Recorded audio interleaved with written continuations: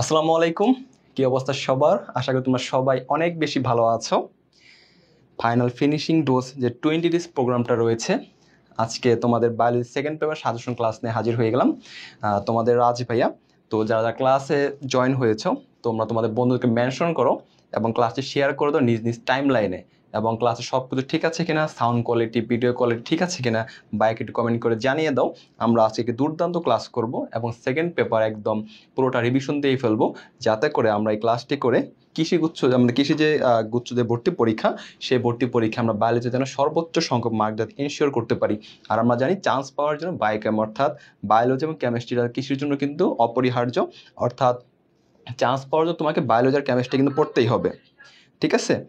তো আর একটু সময় আমরা একটু নিচ্ছি, সবাই একটু জয়েন হও আর ক্লাসটি একটু শেয়ার করে দাও বন্ধুদেরকে, যাতে করে আমরা সবাই একসাথে ক্লাসটি করতে পারি।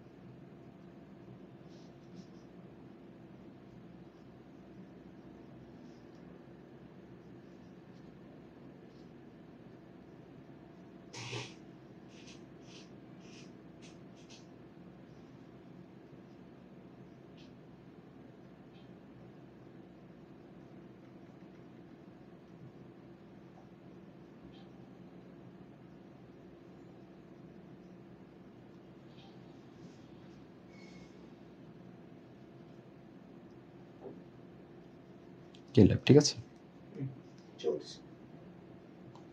পাচ্ছে না।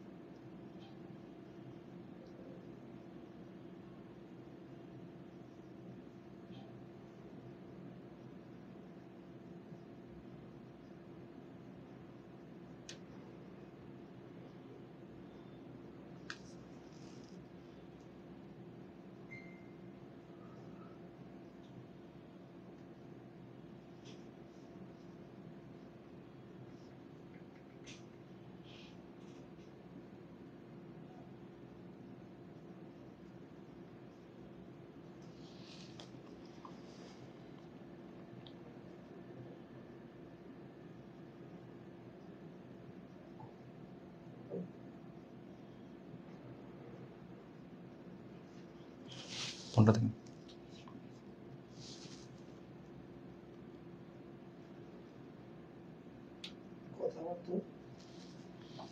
আচ্ছা, যারা একটু যুক্ত হয়েছো একটু বাইকে কমেন্ট করে জানিয়ে দাও, যাতে হচ্ছে ক্লাস কোয়ালিটি ঠিক আছে কিনা বা সাউন্ড কোয়ালিটি ঠিক আছে কিনা।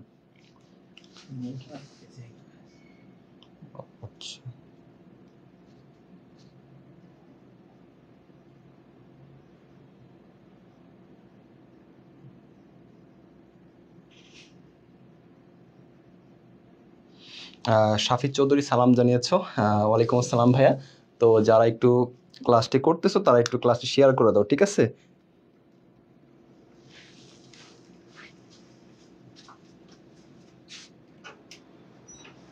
তাহলে আমরা আর সময় নষ্ট না করি, তাহলে আমরা হচ্ছে আজকের ক্লাসে হচ্ছে শুরু করতে পারি।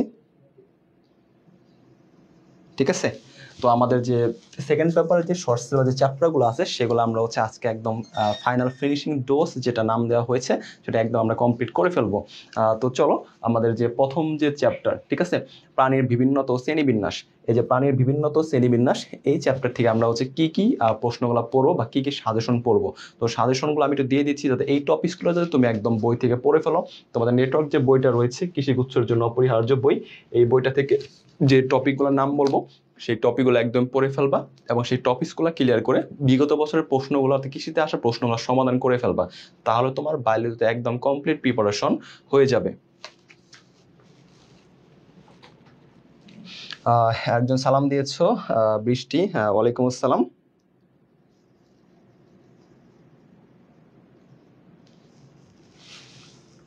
তাহলে আমাদের যে প্রথম যে টপিকটা পড়বা সাজেশন তোমাদের, সেটা প্রথম টপিকটা হচ্ছে প্রতিসাম্যতা। পড়বা হচ্ছে কি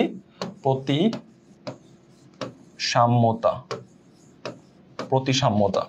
দেন পড়বা হচ্ছে কি সিলোমের যে প্রকারভেদ, কোনটি হচ্ছে এসিলোমেট, কোনটি হচ্ছে সুডোসিলোমেট, কোনটি ইউসিলোমেট, কোনটি উদাহরণ, এগুলো টপিক একদম গুরুত্বপূর্ণ। পর্বের হচ্ছে বিশেষ নাম। পর্বের হচ্ছে তোমাকে কি করতে হবে, বিশেষ নামগুলা পড়তে হবে, একদম খুবই গুরুত্বপূর্ণ। অর্থাৎ কোন পর্ব কি নামে পরিচিত। দেন তোমার এখান থেকে পড়তে হবে পর্বের বৈশিষ্ট্যগুলা। ঠিক আছে, যে 9টা প্রধান যে পর্বগুলো রয়েছে সেই প্রধান পর্বের একদম বৈশিষ্ট্যগুলো পড়বা, তাহলে তুমি এখান থেকে কৃষির জন্য আর তেমন কিছু আসে না। এই চ্যাপ্টার থেকে কৃষিতে কিন্তু বৈজ্ঞানিক নাম যে সেখান থেকে কিন্তু প্রশ্ন আসে না। তো আমাদের প্রতিসাম্যতা সিলোম যদি দেখি, সিলোম আমরা জানি কি 3 প্রকার। একটা হচ্ছে কি এসিলোমেট, যেটা হচ্ছে সিলোমবিহীন, একটা সুডোসিলোমেট, আর একটা হচ্ছে কি ইউসিলোমেট। ইউসিলোমেট মানে কি, যেটা প্রকৃত সিলোমযুক্ত, আর সুডোসিলোমেট মানে হচ্ছে এটা অপ্রকৃত সিলোমযুক্ত। এখন কথা হচ্ছে এখান থেকে তোমার তো পরীক্ষায় সবসময় প্রশ্ন আসে, রাইট? তো যেহেতু সবসময় প্রশ্ন আসে, তাহলে আমরা এখান থেকে একটু পড়াশোনা করে আসি, তাহলে আমাদের কিন্তু সুবিধা হবে। কারণ আমাদের হচ্ছে কি এসিলোমেট, ঠিক আছে, এসিলোমেট অর্থাৎ কোন পর্বের পানির এসিলোমেট উদাহরণ, এখান থেকে কিন্তু প্রশ্ন আসে। এসিলোমেট, দেন হচ্ছে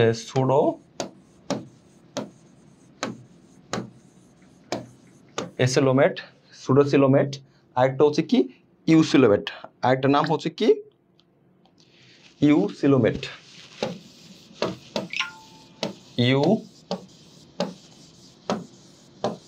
ইউসিলোমেট। তো এইখান থেকে ভাইয়া কোন পর্বের কোনটা নামে পরিচিত আমরা কিভাবে মনে রাখবো। তো এখানে একটা ট্রিক্স রয়েছে, যেটা তুমি সব সহজে কিন্তু মনে রাখতে পারবা। মনে রাখবো হচ্ছে কি পিসিপি এন, ঠিক আছে, পিসিবি এন হচ্ছে কি মাইক। কি মনে রাখবা, মাইক।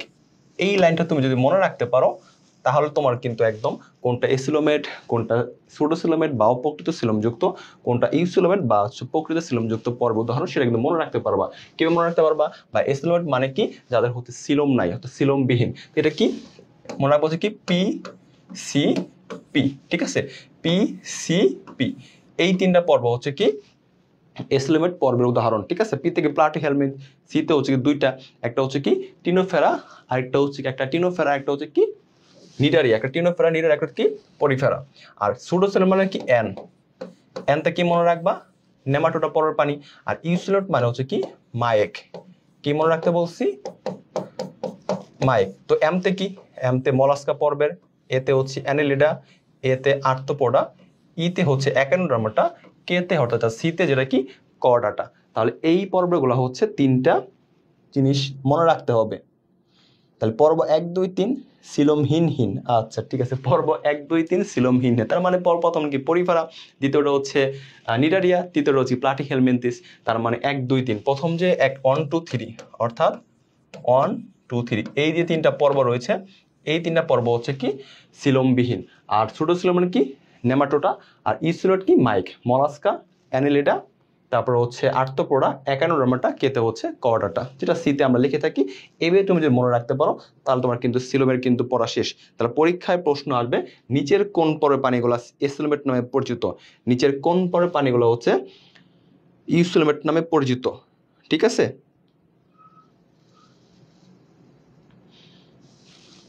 তাহলে আমাদের হচ্ছে এইটুকু ডান। তাহলে এইবার চলো আমরা হচ্ছে নেক্সট যে টপিক সেটা আমরা পড়ে আসি। নেক্সট কি প্রতিসাম্যতা পড়া ডান। আমাদের কি সিলোম পড়ার প্রতিসাম্যতা আমাদের কিভাবে মনে রাখতে পারবো, ঠিক আছে। তো প্রতিসাম্যতা অনেকগুলা, একটা হচ্ছে গোলের প্রতিসাম্যতা আছে, বল বক্স, রেডিওলারিয়া, তারপর আমাদের কি অরীয় প্রতিসাম্য, তারপর হচ্ছে কি দ্বি অরীয় প্রতিসাম্য, ঠিক আছে। দ্বি অরীয় প্রতিসাম্য কেমনে মনে রাখবা, দ্বি অরীয় প্রতিসাম্য মনে রাখবো হচ্ছে কি সি দ্বারা শুরু। কি মনে রাখবা, দ্বি অরীয় যে প্রতিসাম্য, দ্বি অরীয় যে প্রতিসাম্য, দ্বি অরীয় প্রতিসাম্য কি দ্বারা মনে রাখবা,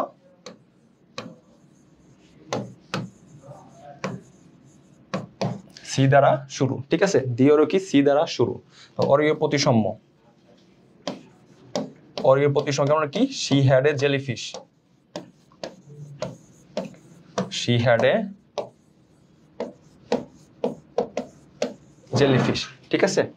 তাহলে দ্বি অরীয় প্রতিসাম্য যদি বলি যে কোনটি দ্বি অরীয় প্রতিসাম্য উদাহরণ, তাহলে সি দ্বারা শুরু একটা হচ্ছে কি টিনোফেরা, একটা হচ্ছে কি টিনোফোরা, আর একটা হচ্ছে কি সিউলো প্লানা।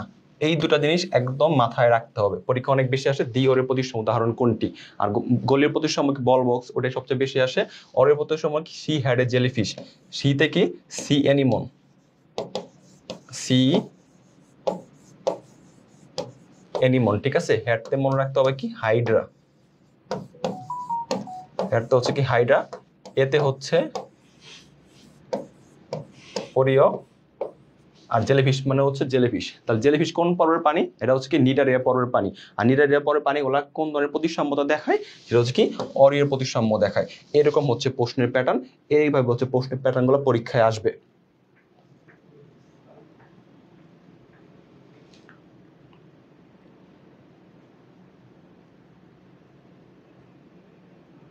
ঠিক আছে।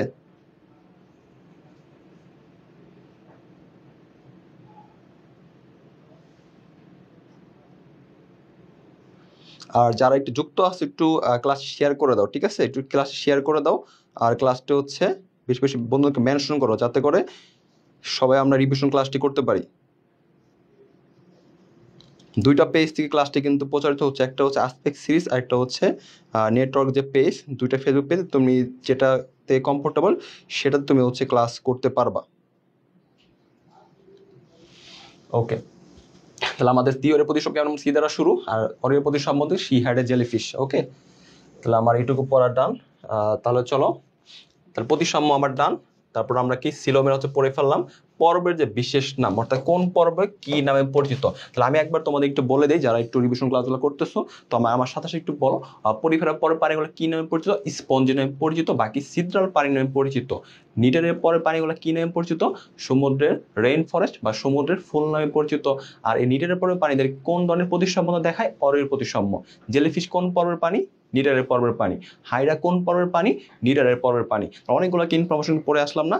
নিডারের পর্বে কি সিলিন্ডার নামক কি গহ্বর দেখা যায়। এইগুলা কিন্তু প্রশ্ন প্রত্যেকটা জায়গায় কিন্তু পরীক্ষায় আসবে, এবং আমি তোমাদের যা যা বলতেছি তুমি দেখবা এই কথা বলা থেকে তুমি ভর্তি পরীক্ষা কিন্তু কমন চলে আসবে ইনশাল্লাহ। এতটুকু ভাইয়ের কথা ইনশিওর থাকতে পারো। দেন হচ্ছে কি প্লাটি হেলমিনথিস মানে কি, প্রথম যে ত্রিস্তরী পানি কারা, প্লাটি হেলমিনথিস। এর অপর নামটা কি, চ্যাপ্টার কিমি নামে পরিচিত। কি নামে পরিচিত, চ্যাপ্টার কিমি। দেন নেমাটোডা মানে কি, নলাকার পানি। নেমাটোডা কি, নলাকার পানি। দেন তারপর আমাদের কি রয়েছে, আর্থ্রোপোডা কি, আর্থ্রোপোডা হচ্ছে কি সন্ধিপদী প্রাণী, খুবই গুরুত্বপূর্ণ। আর্থ্রোপোডাতে কিন্তু প্রশ্ন আসে। আর্থ্রোপোডার রেচনাঙ্গের নাম কি, মালপিজিয়ান নালিকা। এখান থেকে কিন্তু প্রশ্ন আসে। শিখাকোষ কোন পর্বের বৈশিষ্ট্য, বিশেষ বিশেষ যে নামগুলো আছে সেইগুলোতে কিন্তু পরীক্ষায় চলে আসে।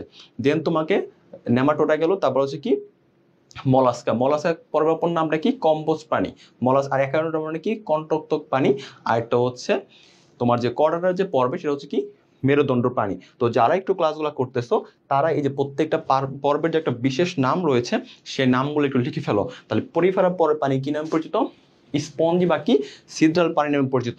নিডারের পরের পানিগুলো কি নামে পরিচিত, সমুদ্রের রেইন ফরেস্ট বা হচ্ছে সমুদ্রের ফুল নামে পরিচিত। দেন তারপর হচ্ছে প্লাটি হেলমিনথিস পর্বের কি, চ্যাপ্টার কিমি। নেমাটোডা হচ্ছে কি নলাকার পানি, নেমাটোডা কি নলাকার পানি। অ্যানেলিডা, অ্যানেলিডা হচ্ছে কি অঙ্গরিমাল পানি, ঠিক আছে। তারপর হচ্ছে মলাস্কা হচ্ছে কম্বোজ প্রাণী, আর্থ্রোপোডা সন্ধিপদী প্রাণী, অ্যাকান্ড্রোমাটা হচ্ছে কণ্টক পানি, এবং যে কর্ডার পর্বের রয়েছে, কর্ডার পর্বের হচ্ছে কি মেরুদণ্ড প্রাণী। অর্থাৎ আমাকে এই যে প্রত্যেকটা পর্বের যে একটা বিশেষ নাম রয়েছে সেগুলোর সম্পর্কে একদম তোমাকে কনসেপ্ট ক্লিয়ার থাকতে হবে, তাহলে তুমি কিন্তু এখান থেকে পরীক্ষা চলে আসবে। এই তো হানিফ খান সুজন সে শুরু থেকে লিখে দিয়েছে। রঞ্জিত ঘোষ, আকাশ, নমস্কার ভাইয়া। ওকে, ঠিক আছে। তো সবাই একটু আমি যা যা বলতেছি সবাই একটু কমেন্ট করো, কমেন্ট করে দেখো তোমার রিভিশনটা কিন্তু অনেক বেশি। প্রো ম্যাক্স, তোমরা আইফোন ইউজ করো না অনেকে, আইফোন প্রো, তারপরে pro max, right, iPhone 14, iPhone 14 pro, pro max, আমাকে কি 14 কি বা 15 কি, এখন 15, তো 15 প্রো ম্যাক্স হওয়া লাগবে।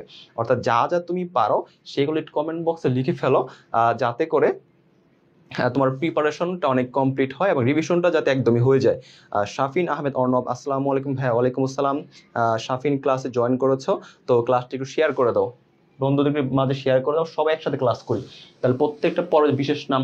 এখান থেকে একটা গুরুত্বপূর্ণ প্রশ্ন আসে, শিখাকোষ শিখাকোষ কোন পর্বের বিশেষ বৈশিষ্ট্য? শিখাকোষ বা ইংলিশে টার্ম দিয়ে দেওয়া হচ্ছে কি ফ্লেম সেল।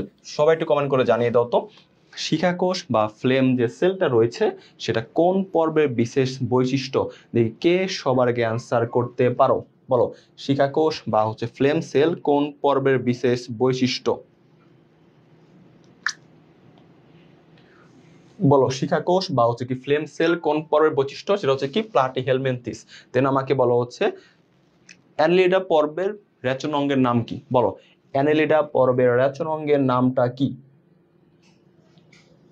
অ্যানেলিডা পর্বের রেচন অঙ্গের নামটা হচ্ছে কি নেফ্রিডিয়া। এই যে নেফ্রিডিয়া, তারপর হচ্ছে কি মালপিজিয়ান নালিকা, এইগুলা কিন্তু সবচেয়ে গুরুত্বপূর্ণ টপিক। এইগুলা থেকে কিন্তু প্রশ্নগুলো এসে থাকে। নেফ্রিডিয়া, তারপর হচ্ছে কি মালপিজিয়ান নালিকা, মালপিজিয়ান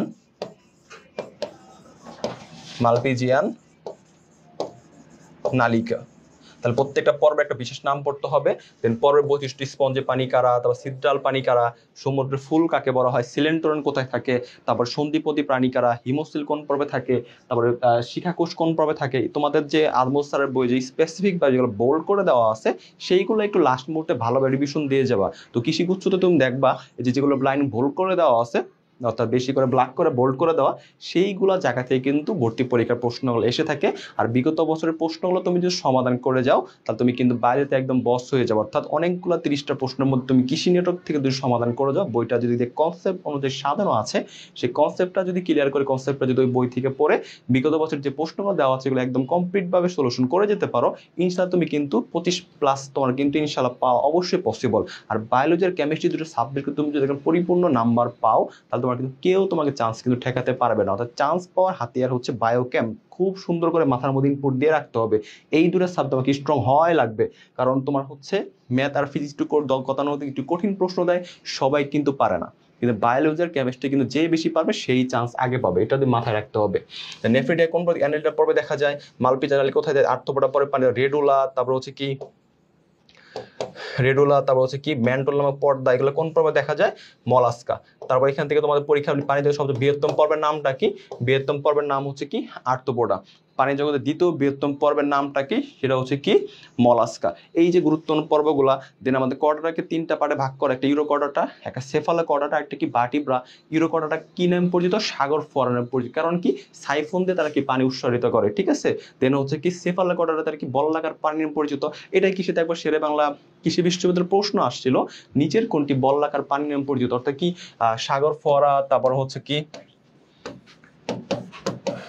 সাগর ফোয়ারা, তারপর কি বল্লাকার পানি, ঠিক আছে। সাগর ফোয়ারা, তারপর কি বল্লাকার পানি। দেন বাটিপাড়া যে সাব ফাইলাম যে আছে, যে উপপর্ব আছে, সেইখানে বাটিপাড়ার উভয় পাশে কত জোড়া ফুলকা থাকে? 5 থেকে 15 জোড়া, ঠিক আছে। 5 থেকে 15 জোড়া। এটা এই যে ইনফরমেশন গুলা কিন্তু মাথায় রাখতে হবে, ঠিক আছে। 5 থেকে কি 15 জোড়া। তাহলে এই যে গুরুত্বপূর্ণ টপিকস গুলা, এইগুলো তুমি যদি প্রতিসাম্য ছিলাম, পর্বের বিশেষ নাম, পর্বের বৈশিষ্ট্য, যে গুরুত্বপূর্ণ যেগুলো বিষয়গুলো আলোচনা করলাম, এগুলো যে মাথার মধ্যে একবার রিভিশন দিয়ে ফেলো, ইনশাআল্লাহ এর বাইরে কোনো প্রশ্নই আসবে না। তাহলে চলো এইবার আমরা এই চ্যাপ্টারে কিছু প্রশ্ন সমাধান করে আসি। এই তো হানিফ খান সুজন, সে অনেকগুলাই লিখতেছো, তো যে যা পারো একটু লিখতে থাকো, কারণ তোমার কিন্তু রিভিশন হয়ে যাবে। দিওরের প্রতিসম আমরা একটু আগে শর্টকাট শিখছিলাম, অরের প্রতিসাম্যতা। দেন আমাদের সিলোমের শর্টকাট শিখছিলাম, যারা একটু দেখে নিতে পারো বা স্ক্রিনশট দিয়ে নিতে পারো, যাতে করে সহজ থেকে আমরা বলে দিই। প্রথম 1, 2, 3 Porifera, Cnidaria, Platyhelminthes, Nematoda, Mollusca, Annelida, Arthropoda, Echinodermata, Chordata. একটু স্ক্রিনশট নিয়ে নিতে পারো। এইবার বলো, রেডুলা কোন পর্বের পানির বিশেষ বৈশিষ্ট্য? বলো, 1 নম্বর প্রশ্নের সঠিক অ্যান্সারটা একটু আপনারা কাইন্ডলি কমেন্ট করে জানিয়ে দেন। রেডুলা কোন পর্বের বিশেষ বৈশিষ্ট্য?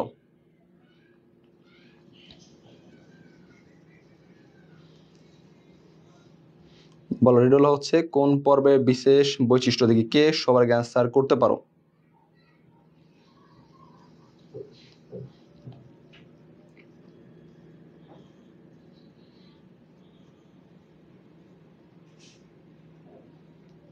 এই তো সবার আগে অ্যান্সার দিয়ে ফেলছো।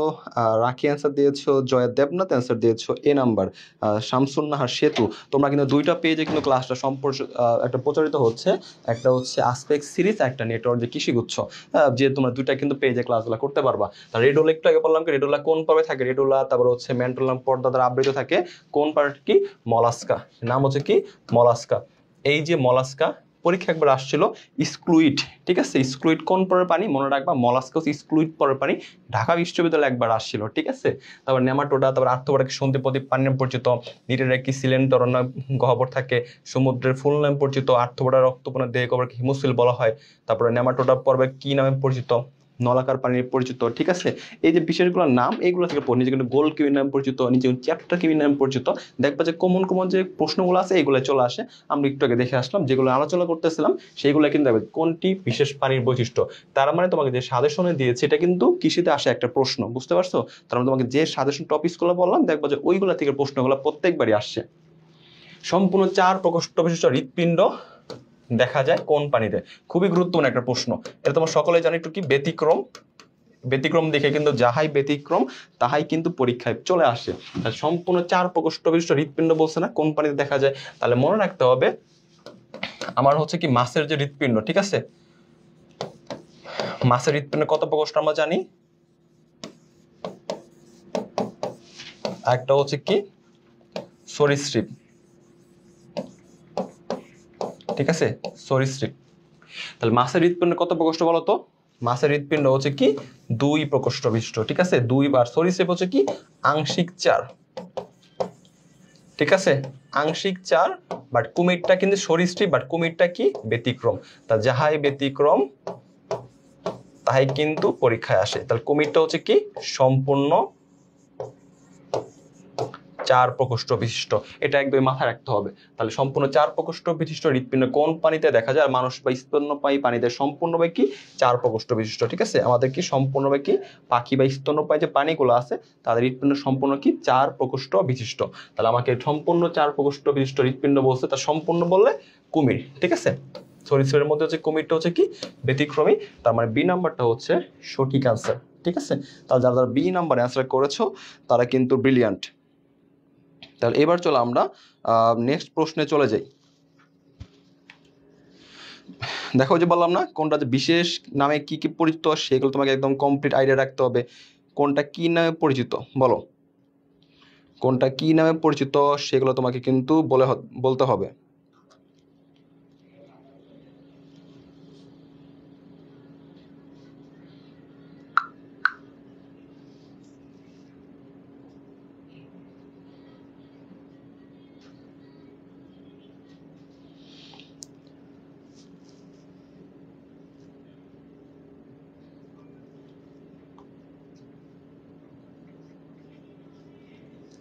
এই প্রশ্নের একটু সঠিক অ্যান্সারটা দাও, একটু কুইক অ্যান্সার দাও তাহলে।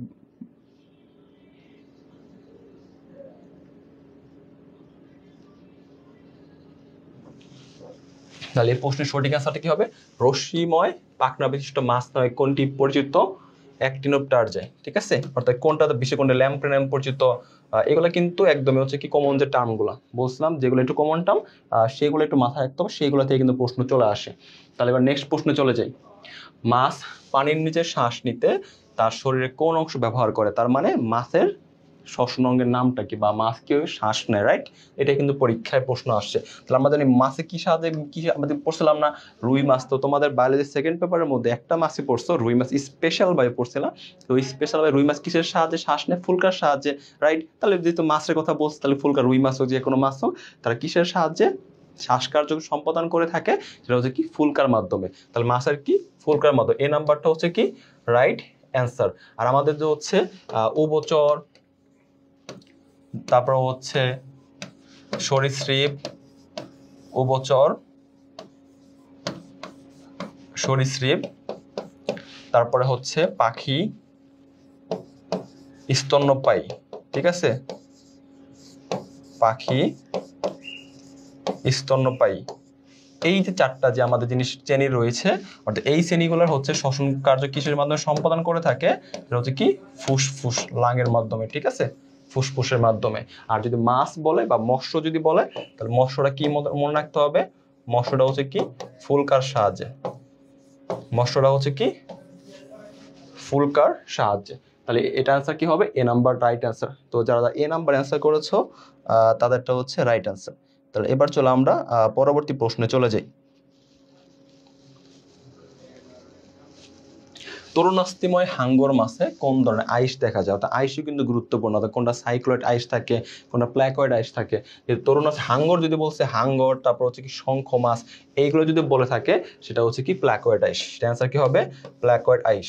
আর তোমাকে যদি হচ্ছে সাইক্লোয়েড পরীক্ষার সম্ভাবনা বেশি, কারণ তোমাদের কি আছে, রুই মাছ আছে আলাদা করে। তার রুই মাছে কোন ধরনের আইস দেখা যায় স্পেশাল ভাবে প্রশ্ন করে থাকে, সেটা হচ্ছে রুই মাছ, তারপর হচ্ছে কি কাতলা, মৃগেল। তাহলে এখান থেকে একটা মাথার মধ্যে রাখতে হবে রুই মাছটা স্পেসিফিক ভাবে মনে রাখতে হবে রুই মাছের আইসটা কেমন, সাইক্লোয়েড আইস। আর হাঙ্গর, তারপরে যে শঙ্খ যে মাছগুলো আছে সেগুলোর আইস কেমন, প্ল্যাকয়েড আইস নামে পরিচিত। এইগুলোতে একটু পরীক্ষা বেশি প্রশ্ন আসে, কারণ রুই মাছ কিন্তু স্পেসিফিক বা তোমার কিন্তু আলাদা টপিক আছে সেকেন্ড পেপারে, পানির পরিচিতি যে চ্যাপ্টারটা রয়েছে। কোনটি আর্থপড়া পরের পানি বলছিলাম না, অর্থাৎ পর্বের যে বিশেষ নাম, একটু বৈশিষ্ট্য, তারপর উদাহরণ, এইগুলো থেকে প্রশ্ন আসে। খুব বেশি কিন্তু কঠিন প্রশ্ন দেয় না, বৈজ্ঞানিক নাম কিন্তু দেয় না, ঠিক আছে? বৈজ্ঞানিক নাম কিন্তু তোমাকে পড়তে হবে না, কারণ অনেকে বৈজ্ঞানিক নাম মনে রাখতে হবে। ডিউরের জন্য অনেকে পড়ছিলাম, মেডিকেলের জন্য পড়ছিলাম, ঠিক আছে, সমস্যা নেই। জেলিফিশ, তো একটু আগে পড়ছিলাম না, সি হ্যাড কি জেলিফিশ, এটা কোন পর্বের পানি? এটা হচ্ছে কি নিটারিয়া পর্বের পানি, এটা হচ্ছে কি নিটারিয়া পর্বের পানি। তো স্টার ফিশ, স্টার তারা মাছ, তারা মাছ কোন পর্বের পানি? Echinodermata, right. কন্ট্রোক্তক যে পানিটা এটা হচ্ছে কি একাইনোডার্মাটা,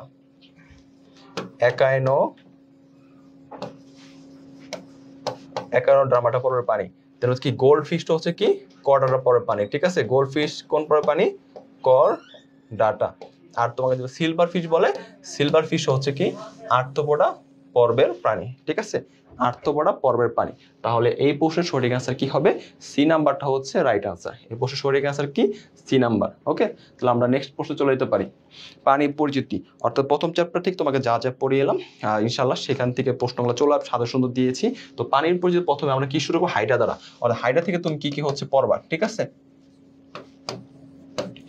হাইড্রা থেকে প্রথমে তোমাকে পড়তে হবে এপিডার্মিস ও গ্যাস্ট্রোডার্মিসের কোষসমূহ, ঠিক আছে? এপিডার্মিস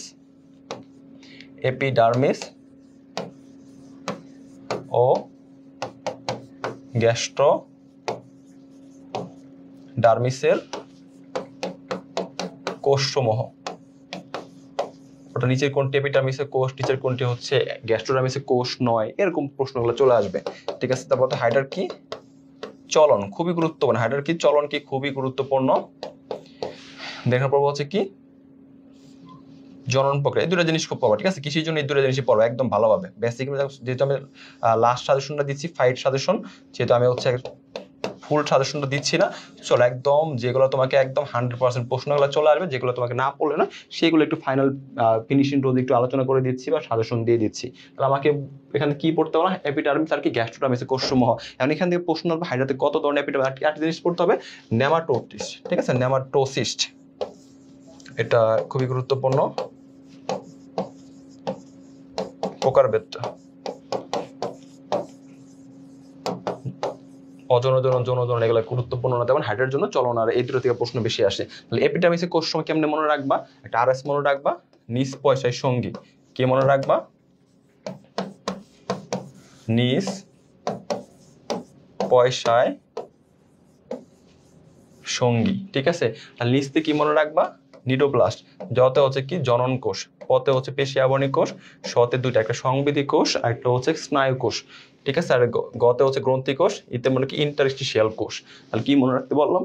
নিজ পয়সায় সঙ্গী। আর তোমাকে যদি বলে গ্যাস্ট্রোডার্মিসের কোষসমূহ, সেক্ষেত্রে শুধু হবে কি পয়সায় সঙ্গী, সেক্ষেত্রে কি হবে? পয়সায়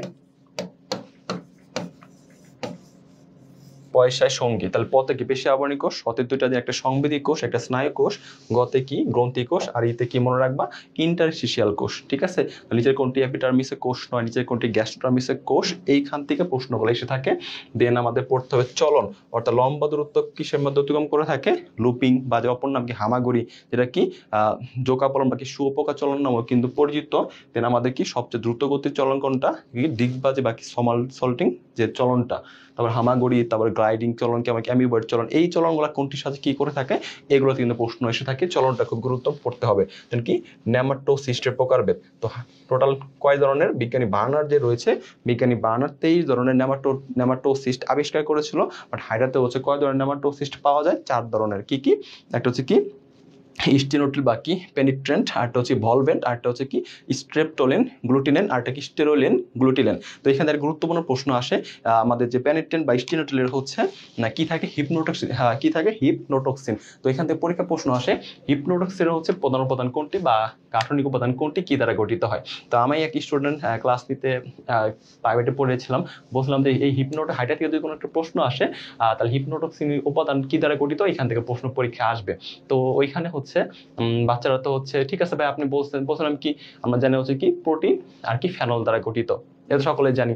তো তাকে বলছিলাম যে এই পরীক্ষা যদি আসে তোমাকে কিন্তু মাথার মধ্যে রাখতে, এটা পরীক্ষা আসবে, না আসলে ভাইয়াকে বইলো দেখি আসে কিনা। ঠিক আছে, তো পরীক্ষা দিতে গেছে, তো পরীক্ষা এসে কমন পাইছে হিপনোটক্সের গাঠনিক উপাদান কোনটি বা কোন দুটি উপাদান দ্বারা গঠিত, সে হচ্ছে ফেনল অপশনটা পাইছে আর প্রোটিন অপশনটা পায় নাই। তো যেহেতু হচ্ছে প্রোটিন অপশনটা পায় নাই, তো সে মনে করছে অপশনগুলো হচ্ছে পরিপূর্ণ না বা একটু হচ্ছে মিস্টেক আছে বা টাইপিং মিস্টেক হতে পারে। তো সে তো বলছে যে মিস্টেক, পরীক্ষা ভুল প্রশ্ন, তো টিচারদের বলে নাম্বারটা তারা দিয়ে দিবে।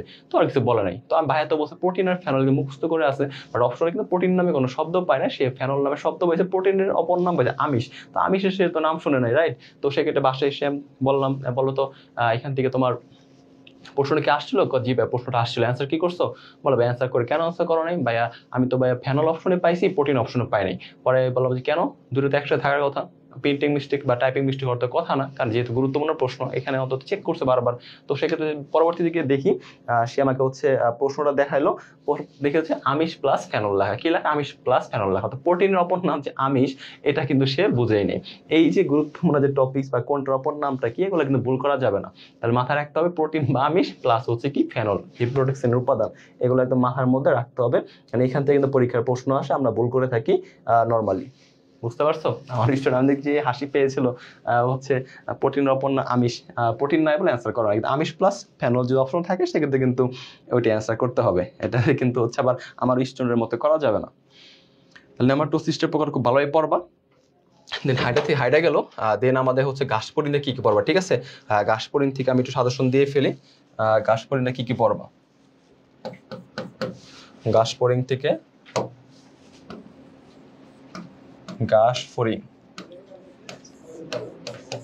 ঘাসফড়িন থেকে তোমাকে যে জিনিসগুলো করতে হবে, বেসিক যে ইনফরমেশন, ঠিক আছে, বেসিক ইনফরমেশন। দেন তো হচ্ছে মুখোপাঙ্গের অংশ, মুখোপাঙ্গের অংশ বা মুখোপাঙ্গের যে প্রকারগুলো আছে। তারপর তোমাকে পড়তে হবে কি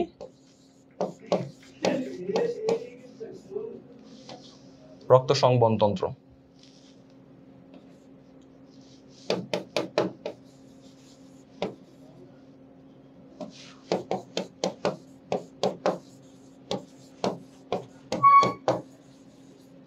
রক্ত সংবহন তন্ত্র।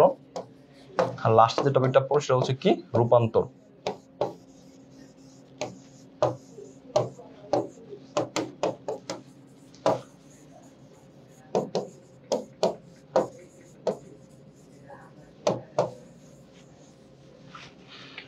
তাহলে এখান থেকে হচ্ছে ঘাসফড়িং এর যে বেসিক ইনফরমেশন, যেমন পৃথিবীতে হচ্ছে কত প্রজাতির ঘাসফড়িং পাওয়া যায়, প্রায় 20,000 প্রজাতির ঘাসফড়িং পাওয়া যায়। আর আমাদের দেশে কত প্রজাতির পাওয়া যায়, সেটা হচ্ছে কি 20 প্রজাতির। কত টোটাল হচ্ছে কি পৃথিবীতে কত 20,000, ঠিক আছে। আর বাংলাদেশে পাওয়া যায় কি 20 প্রজাতির। দেন এখান থেকে হচ্ছে ঘাসফড়িং এর প্রতিকূল যে পরিবেশ কত কিলোমিটার পর্যন্ত যেতে পারে, প্রায় কি 15 কিলোমিটার, কত প্রায় হচ্ছে কি 15 কিলোমিটার। দেন আমাদের মুখোপাঙ্গের যে অংশগুলো, ল্যাব্রাম, লেভিয়াম, তারপর হাইপোফেরিক্স, এগুলো ভালোই পরিফল কোনটার কি কাজ। রক্ত সংবহন তন্ত্র, ঘাসফড়িং এর রক্তকে কি বলা হয়, রক্তকে বলা হয় হচ্ছে কি হিমোলিম্ফ, রক্তকে বলা হয় হচ্ছে কি হিমোলিম্ফ। তারপর রক্তকণার দেহকর্মকে কি বলা হয়, হিমোসিল, অর্থাৎ রক্তকে কি বলা হয়, রক্তবর্ণের দেহ কবকে কি বলা হয়। দেন আমাদের তারপর হচ্ছে গাসপরিংয়ের যে হচ্ছে হৃদযন্ত্র কত প্রকোষ্ঠ বিশিষ্ট, হৃদযন্ত্র হচ্ছে কি 7 প্রকোষ্ঠ বিশিষ্ট। দেন শ্বাসরন্ধ্র কত জোড়া, 10 জোড়া। পরীক্ষা যদি জোড়ার কথা বলে 10 জোড়া, আমাদের সংখ্যায় যদি বলে তাহলে অ্যান্সার করবো কয়টি, 20টি। অ্যান্সার করবো কয়টি, 20টি। তো গাসপরিংয়ের সমগ্র দেহে রক্ত সংবহন করতে কত মিনিট সময় লাগে, 30 থেকে 60 মিনিট সময় লাগে। কত মিনিট সময় লাগে, 30 থেকে 60 মিনিট। আর হৃদযন্ত্র প্রতি মিনিটে কতবার, 100 থেকে 110 বার। তো এখান থেকে পরীক্ষা আসে গাসপরিং এর যে রূপান্তর, সম্পূর্ণ রূপান্তর শিশু অবস্থা কি বলে, অসম্পূর্ণ রূপান্তর শিশু অবস্থায় কি বলে। দেন ওমাটিডিয়াম কি, পুঞ্জাকির গঠন ও কাজের একক ওমাটিডিয়াম। দেন দর্শন কৌশল, কোন প্রতিবিম্ব দেখা যায়। তারপর ওমাটিডিয়ামের কাজ কি, ঠিক আছে। তারপর হচ্ছে কি কর্নিয়া কোষের কাজ কি, কর্নিয়া জেন কোষের কাজ কি, এইগুলো কিন্তু পরীক্ষায় চলে। অ্যাবডোমের কাজ কি, কোথায় প্রতিবিম্ব গঠিত হয়, এইগুলোতে কিন্তু নর্মাল প্রশ্ন এসে থাকে। দেন আমাদের তারপরে হচ্ছে রক্ত সংবহনের রূপান্তর ওমাটিডিয়াম। এই টপিকগুলো যদি একটু বই থেকে একটু পড়ে ফেলো, নেটওয়ার্ক যে বইটা আছে, দেন তুমি প্রশ্ন সমাধান করে দেখবা যে এইগুলো কিন্তু বারবার প্রশ্ন আসতেছে। দেন গাসপরিং এর আমাদের হচ্ছে যে খলস যে পরিবর্তন করে সেটাকে কি বলে, মোল্টিং বলা হয়। আর যেটা মোল্টিং এর যে মধ্যবর্তী সময়টা কি বলা হয়, বলতো ইনস্টার বলা হয়। কি বলা হয়, ইনস্টার। এই যে নর্মাল যে কোশ্চেনগুলো আছে এগুলো বেসিক ইনফরমেশন পড়ে ফেলতে হবে। গাসপরিং টান। দেন তুমি যদি তোমাকে বললেন রুই মাছ, রুই মাছে কি পড়তে হবে, রুই মাছ, ঠিক আছে। রুই মাছের প্রথম যে টপিক সেটা হচ্ছে কি বেসিক ইনফরমেশন পড়তে হবে। কি বেসিক ইনফরমেশন, বেসিক ইনফরমেশন, ঠিক আছে, বেসিক ইনফরমেশন। দেন তোমাকে পড়বে কি পাখনা, রুই মাছের হচ্ছে পাখনা, রক্ত সংবহন তন্ত্র। তাহলে বেসিক ইনফরমেশন কি, রুই মাছের আইসটা কেমন, সাইক্লোয়েড আইস। একটু আগে আমরা পড়লাম কেমন আইস, সাইক্লোয়েড আইস। রুই মাছের দেহ কয়টা খণ্ডে বিভক্ত, 3টা। মাথা, দেহকাণ্ড, লেজ। কয়টা, মাথা, দেহকাণ্ড, লেজ। দেন রুই মাছ কত ডিগ্রি সেলসিয়াসের নিচে বাঁচতে পারে না, 14 ডিগ্রি সেলসিয়াসের নিচে কিন্তু কি করতে পারে না, বাঁচতে পারে না। মিনিমাম 14 ডিগ্রি সেলসিয়াস লাগবে। তো শীতের দিনে যখন হচ্ছে 14 ডিগ্রি সেলসিয়াস নিচে চলে আসে, 8 ডিগ্রি 9 ডিগ্রি, তখন অনেকে ফেসবুকে হচ্ছে পোস্ট দেয় রুই মাছ হচ্ছে পুকুরের পাশে হচ্ছে মারা গেছে, রাইট। আমরা অনেকে কিন্তু এটা হচ্ছে দেখে থাকি। মিনিমাম হচ্ছে 14 ডিগ্রি সেলসিয়াস লাগবে, 14 ডিগ্রি সেলসিয়াস নিচে কিন্তু সে বাঁচতে পারে না। তো রুই মাছ হচ্ছে কি যৌন পরিবর্তন লাভ করে কি 2 বছর বয়সে। কত বছর বয়সে, 2 বছর বয়সে। কোন সময় প্রজননের উপযুক্ত সময়, সেটা হচ্ছে কি জুন জুলাই। জুন জুলাই মাস হচ্ছে কি প্রজননের উপযুক্ত সময়। সেক্ষেত্রে টেম্পারেচার কত ডিগ্রি লাগে, 24 থেকে 28 ডিগ্রি সেলসিয়াস, ঠিক আছে। আর গ্রীষ্ম আর বসন্তকালে, গ্রীষ্ম আর হচ্ছে বসন্তকালে কি আইসের বৃদ্ধি সর্বাধিক হয়। গ্রীষ্ম আর বসন্তকালে আইসের কি বৃদ্ধি সর্বাধিক হয়। যে উঁচু যে আইসগুলো আছে তাকে কি বলা হয়, সার্কুলাস। তাকে কি বলা হয়, সার্কুলাস, ঠিক আছে। অর্থাৎ যা যা লাগে সবগুলো নাম পড়াই দিচ্ছি।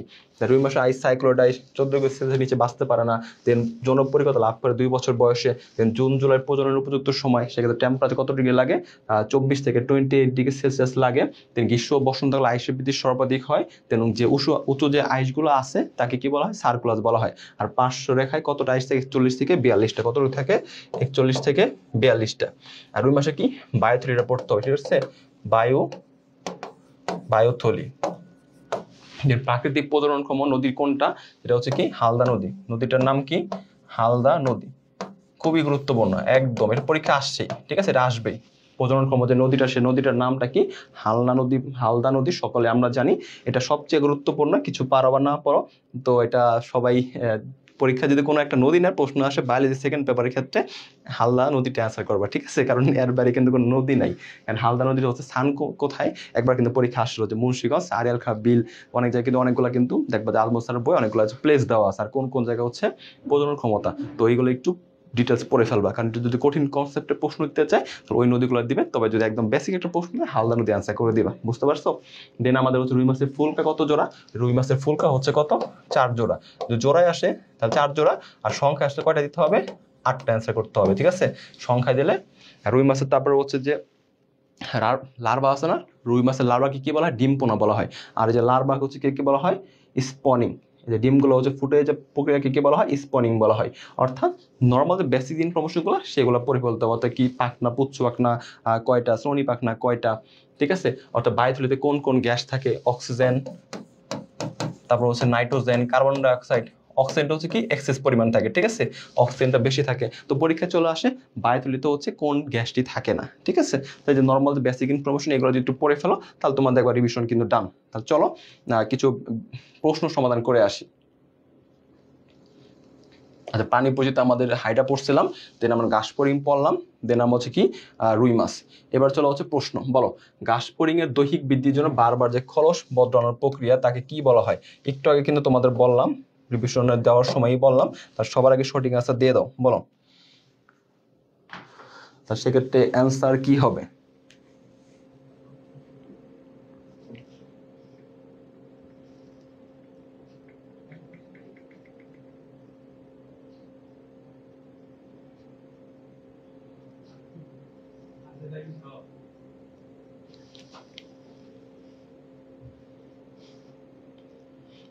বলো এটা সঠিক অ্যান্সার কি হবে, একটু তাড়াতাড়ি কমেন্ট করে জানায় দাও, সবাই একটু অ্যান্সার করি।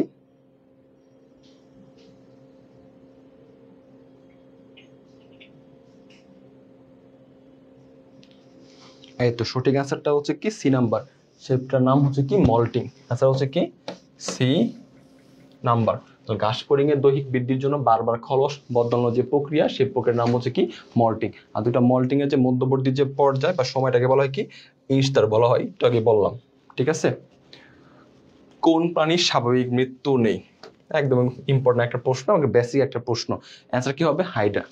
হাইড্রা কি পুনরুৎপাদনের কি ক্ষমতা আছে। এই হাইড্রা কোন বিজ্ঞানী আবিষ্কার করেছেন? আব্রাহাম ট্রেমলে, ঠিক আছে, আব্রাহাম ট্রেমলে বিজ্ঞানী আবিষ্কার করেছিলেন। বাংলাদেশের কোন নদীতে রুই মাছের প্রাকৃতিক প্রজনন হয়? বেসিক একটা প্রশ্ন, একটু আগে বললাম, সবচেয়ে বেশিবার এটাই আসে। অ্যান্সার কি হবে? হালদা নদী। যেখানে যা দেখবা সুরমা, বুড়িগঙ্গা, যমুনা যাই থাকুক না কেন, হালদা অ্যান্সার থাকলে বায়োলজি সেকেন্ড পেপার অ্যান্সার হচ্ছে হালদা নদী। অনেকে একটু মজা নিয়ে থাকে এই হালদা নদী নিয়ে, যে বায়োলজি সেকেন্ড পেপার কোনো একটা নদী আসলেই অ্যান্সার করবে হালদা নদী, ঠিক আছে। কোন অবস্থায় হাইড্রা হচ্ছে কি সিস্ট তৈরি করে? দেখি এটা কে পারো। কোন অবস্থায় হাইড্রা হচ্ছে কি সিস্ট তৈরি করে থাকে? এই প্রশ্নের সঠিক অ্যান্সার দেখি কে পারো। অ্যান্সার কি হবে? ডি নাম্বার, ব্রণ পরিস্ফুটনকালে, ঠিক আছে। এই অবস্থায় হাইড্রা কি করে থাকে? সিস্ট তৈরি করে থাকে। আর হাইড্রার কি স্বাভাবিক প্রজনন প্রক্রিয়াটা কি বলতো? মুকুলোদ্গম, ঠিক আছে, অযৌন যে স্বাভাবিক যে প্রক্রিয়াটা। সি হবে 100%, আগের প্রশ্নটা ওকে, ঠিক আছে। নেক্সট প্রশ্ন, মিথজীবিতা উদাহরণ কোনটি? তো মিথজীবিতা মানে কি একজন আরেকজনের কাছ থেকে উপকৃত হবে, অর্থাৎ তুমি দেবে কিছু আমি দেবে কিছু, রাইট। অর্থাৎ দুইজনের কাছে কি হবে? উপকৃত হবে। কিছু পেতে হলে কিছু তো দেওয়া লাগে, রাইট। তো সেক্ষেত্রে হচ্ছে কোন দুটা মানে পানির মধ্যে হচ্ছে এই মিথজীবিতার সম্পর্কটা দেখা যায়? কমেন্ট করে জানিয়ে দাও তো এই প্রশ্নের সঠিক অ্যান্সার কি হবে,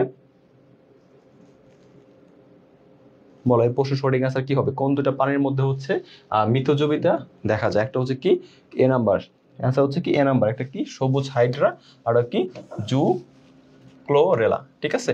সবুজ হাইড্রা আর একটা হচ্ছে কি জু ক্লোরেলা। আর মিথজীবিত উদাহরণ কোনটি? এ নাম্বার, সবুজ হাইড্রা আর কি জু ক্লোরেলা। এ নাম্বারটা হচ্ছে রাইট অ্যান্সার, ওকে। তাহলে এবার হচ্ছে নেক্সট প্রশ্নে চলে যাই। কোন ঋতুতে হাইড্রার যৌন প্রজনন ঘটে থাকে? দেখি এটা কে পারে, খুবই গুরুত্বপূর্ণ প্রশ্ন। জনন থেকে, ঠিক আছে, জনন প্রক্রিয়ার মধ্যে একটা হচ্ছে কি মুকুলোদ্গম, যেটা অযৌন জনন স্বাভাবিক যে প্রক্রিয়াটা। তাহলে এটার অ্যান্সার কি হবে বলো? যৌন জনন ঘটে থাকে দুইটা কালে, একটা হচ্ছে কি দেখি কে সবার অ্যান্সার দিতে পারো এটা। অনেকে বলতে হচ্ছে কি শরৎ নাকি শীত, অ্যান্সার বলো কি নাম্বার, এটা কি হবে এ নাকি হচ্ছে সি? কোন ঋতুতে হাইড্রার যৌন প্রজনন ঘটে থাকে? একটা হচ্ছে কি শীত, ঠিক আছে, একটা হচ্ছে শীত। আর শীত যদি অপশন না থাকে সেক্ষেত্রে অ্যান্সার কি হবে? হেমন্ত। অর্থাৎ হেমন্ত আর হচ্ছে কি শীত হচ্ছে সঠিক অ্যান্সার, ঠিক আছে। হেমন্ত আর শীত এই দুটো ঋতুতে হচ্ছে কি যৌন প্রজনন ঘটে থাকে, ওকে। নেক্সট প্রশ্নে চলে যাই। পরিপাক ও শোষণ, তাহলে আমাদের সেকেন্ড চ্যাপ্টার ডান। তাহলে পরিপাক ও শোষণ থেকে আমরা হচ্ছে কি কি পড়ে থাকবো, ঠিক আছে। যেটা আমাদের পড়তে হবে কি ক্ষুদ্রান্ত্রের যে অংশগুলা, ক্ষুদ্রান্ত্রের অংশ, তারপর হচ্ছে ক্ষুদ্রান্ত্রের বা বৃহদন্ত্রের নিচের কোনটি অংশ, ক্ষুদ্রান্ত্রের বা বৃহদন্ত্রের অংশগুলা, ঠিক আছে। তাহলে ক্ষুদ্রান্ত্রের অংশগুলা কি? ডিউডোনাম, জেজোনাম, ইলিয়াম, ঠিক আছে। ডিউডোনাম, জেজোনাম, ইলিয়াম, ডি জে আই, ঠিক আছে। দেন বৃহত্তর অংশ আমরা কি জানি? সিকাম। তো সিকাম যদি মনে রাখি, এই সিকামের মাঝে হচ্ছে তিনটা অংশের মান, ঠিক আছে। সিকাম একটা কোলন, একটা মলাশয় বা রেক্টাম, একটা কি সিকাম, এই তিনটা হচ্ছে কি বৃহদন্ত্রের অংশ। পরীক্ষা নিচে কোনটি বৃহদন্ত্রের অংশ নয়, নিচে কোনটি ক্ষুদ্রান্ত্রের অংশ? একটা ডিউডেনাম, জেজোনাম, একটা হচ্ছে কি ইলিয়াম। ঠিক আছে, তিনটা হচ্ছে কি ক্ষুদ্রান্ত্রের অংশ আর তিনটা হচ্ছে বৃহদন্ত্রের অংশ। সিকাম দ্বারা মনে রাখতে পারি। তো এখান থেকে তোমাকে হচ্ছে পড়তে হবে এনজাইমগুলোর নাম, অর্থাৎ আমিষ পরিপাককারী এনজাইম নাম কি, শর্করা পরিপাককারী এনজাইমের নাম কি। ঠিক আছে, তো এখানে তোমাকে গুরুত্ব মধ্যে পড়তে হবে যকৃৎ, তারপরে হচ্ছে অগ্ন্যাশয়, যকৃৎ, অগ্ন্যাশয়, দেন হচ্ছে কি বিএমআই এর যে ছকটা, বিএমআই এর যে ছক, দেন হচ্ছে কি এনজাইম। তাহলে আমিষ পরিপাককারী এনজাইম কোনটি? তার মধ্যে বেসিক ইনফরমেশন, মানুষের লালা গ্রন্থিতে কয় বলতো? আচ্ছা, আগের প্রশ্ন অ্যান্সার দিচ্ছি, ঠিক আছে, ওকে। আমিষ পরিপাকী কিছু এনজাইমের নাম পরীক্ষা আসবে, শর্করা পরিপাকী এনজাইম বা স্নেহ পরিপাকী এনজাইমের নাম কি? তো পরীক্ষায় কিন্তু অগ্ন্যাশয়ের কথা বলে দেয়, তারপর হচ্ছে কি ক্ষুদ্রান্তে বলে দেয়, আন্ত্রিকের কথা বলে দেয়, এরকম বিভিন্ন বলে, কিন্তু নর্মালি হচ্ছে আমিষ পরিপাকী কি পেপসিন, তারপর হচ্ছে কি ট্রিপসিন, কাইমোট্রিপসিন, এগুলোতে পরীক্ষা চলে আসে। আর তোমাদের স্নেহ পরিপাকী এনজাইম কোনটি? লাইপেস, তারপরে ফসফোলাইপেস, তারপর কোলেস্টেরল যে এস্টারেজ আছে, এগুলো হচ্ছে কি স্নেহ পরিপাককারী এনজাইম। ঠিক আছে, তারপরে যকৃৎ, যকৃৎ আমাদের কি বলা হয়? যকৃতের পর্দার নামটা কি? Gleeson capsule. হৃৎপিণ্ডের পর্দার নামটা কি? পেরিকার্ডিয়াম। অস্থির আবরণ নাম কি? পেরিওস্টিয়াম। তরুণাস্থি কি? পেরিকন্ড্রিয়াম। তারপর ফুসফুসের কি? প্লিউরা বা কি প্লুরা। তার যকৃৎ হচ্ছে কত ধরনের কার্যাবলী, জৈবিক কার্য সম্পন্ন পায় কি? 500 ধরনের। তাকে কি বলা হয়? জৈব রসায়নিক বলা হয়। ঠিক আছে, মানব দেহের ল্যাবরেটরি যেটা। দেন যকৃৎ থেকে আমাদের দেহের ওজনে কত থেকে 3 থেকে 5%। আমাদের যকৃতে কয়টা খণ্ড গঠিত? 4টা খণ্ড দ্বারা গঠিত। ঠিক আছে, অগ্রসয় কি? মিশ্রগ্রন্থি। দেন এখান থেকে পড়তে হবে কি? আইলেটস অফ ল্যাঙ্গারহান্স থেকে একটা কি আলফা, ঠিক আছে, একটা হচ্ছে কি বিটা কোষ, একটা হচ্ছে কি গামা কোষ বা হচ্ছে কি পিপি কোষ, আর একটা হচ্ছে কি ডেল্টা কোষ। কোনটা থেকে কোনটা হচ্ছে নিঃসৃত হয়? তো আলফা থেকে কি নিঃসৃত হয়? একটা হচ্ছে কি গ্লুকাগন। ঠিক আছে, গ্লুকাগন নিঃসরণ করে। বিটা কোষ থেকে কি নিঃসৃত হয়? Insulin, insulin. ঠিক আছে, দেন পিপি কোষ থেকে কি? গামা কোষ থেকে বা পিপি কোষ থেকে কি? পলিপেপটাইড। ঠিক আছে, পলিপেপটাইড, পলিপেপটাইড। দেন ডেল্টা কোষ থেকে কি? সোমাটোস্টেটিন। ঠিক আছে, সোমাটোস্টেটিন। অর্থাৎ কোন কোষ থেকে কি নিঃসৃত হয়। দেন আমাদের হচ্ছে যকৃৎ গেল অগ্ন্যাশয় মিশ্রগ্রন্থি, আইলেটস অফ ল্যাঙ্গারহান্স থেকে কোনটাকে নিশ্চিত করে? দেন বিএমআই এর ছক। তাহলে এই যে চিকিৎসা যে শাখায় স্থূলতার কারণ, তারপর প্রতিকার, প্রতিরোধ আলোচনা, তাকে কি বলা হয়? বেরিয়াট্রিক্স বলা হয়। দেন বিএমআই কিন্তু ছকটা কিন্তু ভালোভাবে পড়ে ফেলতে হবে। বিএমআই আমরা কি আমরা নির্ণয় করি?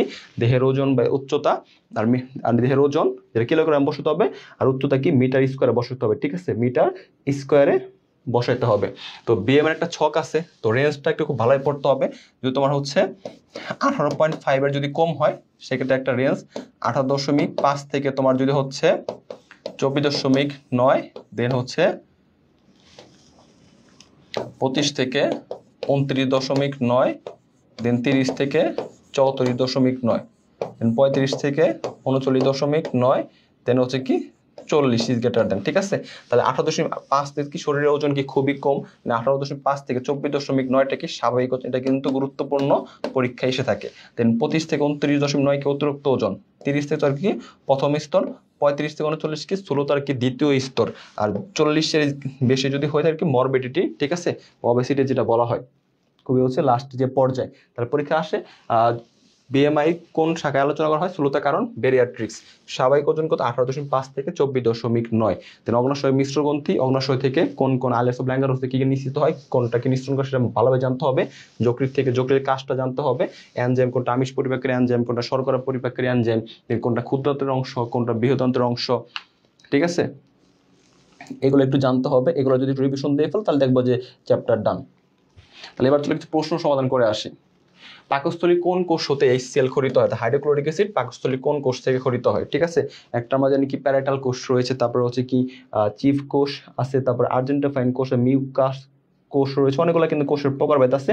কোন কোষ থেকে নিশ্চিত হয় এগুলো কিন্তু পরীক্ষা চলে আসে। তো সবচেয়ে কিন্তু পাকস্থলী এই হাইড্রোক্লোরিক অ্যাসিড কোনটা থেকে নিশ্চিত, কোন কোষ থেকে, এই প্রশ্নে সবচেয়ে বেশি এসে থাকে। তো আমরা জানি পাকস্থলী কোন কোষ থেকে, HCl কি প্যারাটাল কোষ।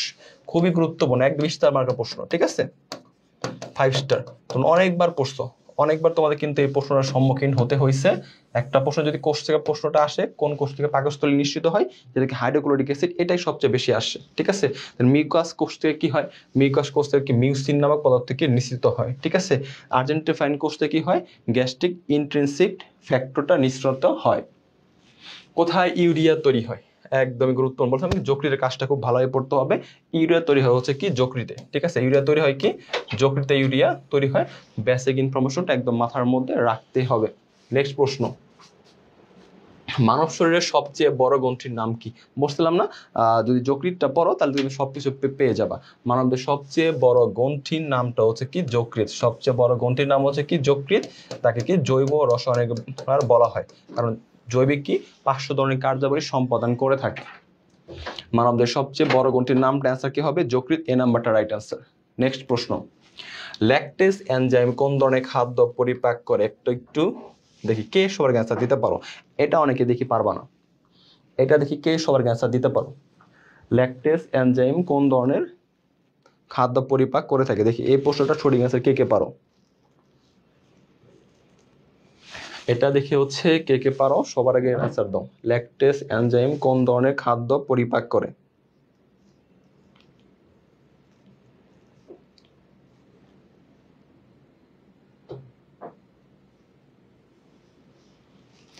অনেকে বলছো হচ্ছে এস এম ইমন, বলছো ডি নাম্বার। আশরাফ উদ্দিন বলছো D number. Very good, answer কি হবে ডি নাম্বার। অ্যান্সার হবে ডি নাম্বারটা হচ্ছে সঠিক অ্যান্সার। ল্যাকটেজ এনজাইম বলে কি শর্করা, তারপর এমআরএস আছে, মল্টেস, তারপরে ল্যাকটেস, এগুলো কোন ধরনের খাদ্য পরিপাক করে থাকে? শর্করা খাদ্য পরিপাক করে থাকে। আমিষ পরিপাককারী কোনটা? পেপসিন, তারপর হচ্ছে ট্রিপসিন, কাইমোট্রিপসিন। ঠিক আছে, স্নেহ পরিপাককারী এনজাইম গুলো কি ফসফোলাইপেস, তারপরে কোলেস্টেরল এস্টারেস, এগুলো কিন্তু পরীক্ষায় আসে বারবারই। পাকস্থলী প্রাচীরে কোন কোষ এই সেল নিঃসরণ করে? একটু আগে প্রশ্নটা সমাধান করে আসছি, সেটা হচ্ছে কি প্যারাইটাল কোষ থেকে। কোনটি মানবদেহের রাসায়নিক গবেষণাগার হিসেবে পরিচিত? তার মানে দেখো রিসেন্টলি যে 5 বছরের প্রশ্ন অ্যানালাইসিস করে দেখছি আমরা, যেগুলো কিন্তু প্রত্যেকবারই কৃষিতে আসা প্রশ্ন। তার মানে আমি তোমাকে যে যে টপিকসগুলো লিখে দিচ্ছি, যকৃতটা খুব ভালোভাবে পড়তে পারলাম, যকৃত থেকে তাহলে লিখে 3টা প্রশ্ন চলে আসছে। তার যকৃত আবরণটার নামটা কি? আবরণ হচ্ছে কি গ্লিসারল ক্যাপসুল। অর্থাৎ যকৃতটা একদম ডিটেলস তোমাকে পড়তে হবে, কাজ সহ পড়তে। যকৃতের কাজটা কি? পিত্তরস তৈরি করা। আর এই পিত্তরস কোন কোষ থেকে নিশ্চিত হয়? হেপাটোসাইট কোষ থেকে নিশ্চিত হয়। কোনটা থেকে? হেপাটোসাইট কোষ থেকে। এইবার চলো আমরা রক্ত সঞ্চালন যে চ্যাপ্টারটা, 4র্থ চ্যাপ্টার, এই চ্যাপ্টারে কিছু গুরুত্বপূর্ণ টপিকস পড়ে আসি। তো এইখান থেকে তোমাকে মাস্ট যে টপিকটা পড়তে হবে সেটা হচ্ছে কি রক্তের বৈশিষ্ট্য। ঠিক আছে, রক্তের বৈশিষ্ট্য থেকে একটা গুরুত্বপূর্ণ প্রশ্ন, রক্তের বৈশিষ্ট্য। এখানে হচ্ছে কি আরবিসি, ডাব্লিউবিসি, এটা কি প্লাটিলেট। তিনটাই খুব গুরুত্বপূর্ণ, বারবার পড়তে হবে। যেখান থেকে আমাদেরকে হৃৎপিণ্ড, ঠিক আছে, হৃৎপিণ্ড যে বেসিক ইনফরমেশনটা পড়তে হবে, কপাটিকাগুলো খুব ভালোভাবে পড়তে হবে।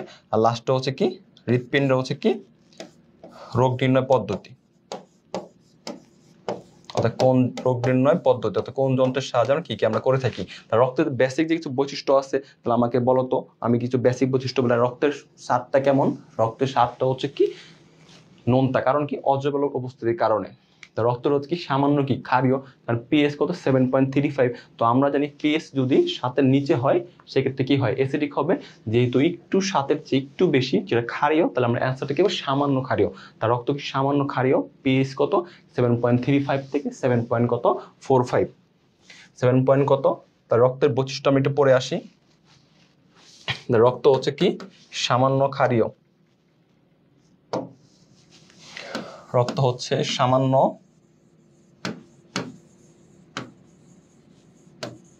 ক্ষারীয়, কারণ পিএস হচ্ছে কি 7.35 থেকে 7.45। আর এভারেজ যদি রেঞ্জ পরীক্ষা আসে তাহলে কি 7.4 অ্যান্সার। সামান্য ক্ষারীয়। স্বাদটা কেমন? নোনতা স্বাদ। কারণ কি নোনতা স্বাদ? অজৈব লবণ উপস্থিতির কারণে নোনতা স্বাদ, কারণ অজৈব লবণের কারণে। এটাও একটা প্রশ্ন। অজৈব লবণ উপস্থিতির কারণে রক্তের রং লাল, হিমোগ্লোবিনের কারণে সকলেই জানি, ওটা একটা বেসিক একটা প্রশ্ন। তো এখান থেকে আর যে গুরুত্বপূর্ণ প্রশ্ন, তাপমাত্রা, এটা কি 36 থেকে 38 ডিগ্রি সেলসিয়াস, বা কোনো কোনো বইয়ে 37 থেকে 38 ডিগ্রি সেলসিয়াস। তো আমাদের দেহের ওজনে কত পার্সেন্ট রক্ত থাকে? দেহের ওজনে কত 7 থেকে 8% কি রক্ত থাকে। ঠিক আছে, 7 থেকে 8% রক্ত থাকে। রক্ত সামান্য ক্ষারীয়, পিএইচ রেঞ্জ, রক্তের তাপমাত্রা কত 36 থেকে 38 ডিগ্রি সেলসিয়াস, রক্তের আপেক্ষিক গুরুত্ব 1.065, ঠিক আছে, এটা হচ্ছে আপেক্ষিক গুরুত্ব 1.065। এই যে রক্তের বিশেষ যে বৈশিষ্ট্যগুলো আছে এইগুলো হচ্ছে থেকে পরীক্ষা চলে আসবে। এই তো অনেকে লিখে ফেলছো, যা যা পারো রক্তের বৈশিষ্ট্য সেগুলো একটু লিখে ফেলি যাতে করে এখান থেকে আমরা কমন পেতে পারি, ঠিক আছে। রক্তের বৈশিষ্ট্য ডান, এখান থেকে আমাদের রক্তকে দুইটা পার্টে ভাগ করা যায়, ঠিক আছে, রক্তকে দুইটা পার্টে ভাগ করা যায়, একটা হচ্ছে কি রক্তরস বা প্লাজমা, একটা হচ্ছে রক্তরস বা হচ্ছে কি প্লাজমা, একটা হচ্ছে কি রক্ত কণিকা। তো এখান থেকে রক্তরস কত পার্সেন্ট বা প্লাজমা কত পার্সেন্ট, সেটা হচ্ছে কি 55%, রক্ত নিয়ে কতটুকু হবে 45%। খুবই গুরুত্বপূর্ণ।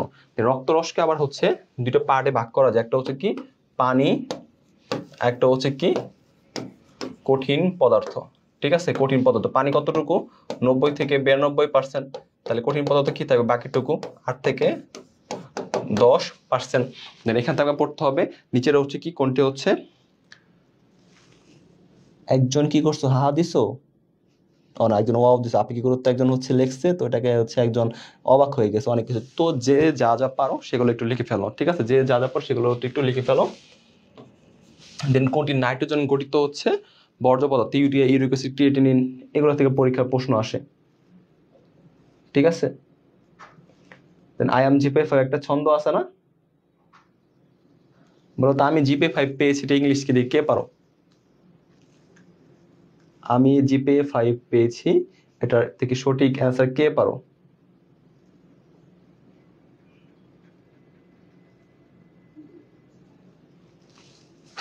বলো। আমি জিপে 5 পেয়েছি, এটা সঠিক অ্যান্সার কি দিয়ে কে সবার এটা অ্যান্সার করতে পারো?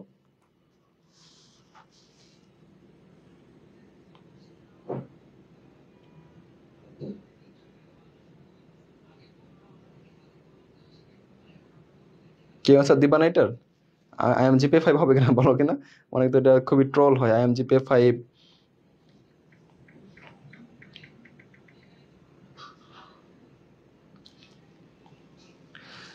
ভাইয়া আজকে কি বই দেওয়া হবে? কৃষি মডেল টেস্ট বইটা লাগতো আর কি। আচ্ছা দেখি লাস্ট পর্যন্ত দেখি বইটা দেওয়া যায় কিনা। যদি তোমরা হচ্ছে একদম শুরু থেকে শেষ পর্যন্ত থাকো হয়তো লাস্টে হয়তো ট্রাই করে দেখতে পারি,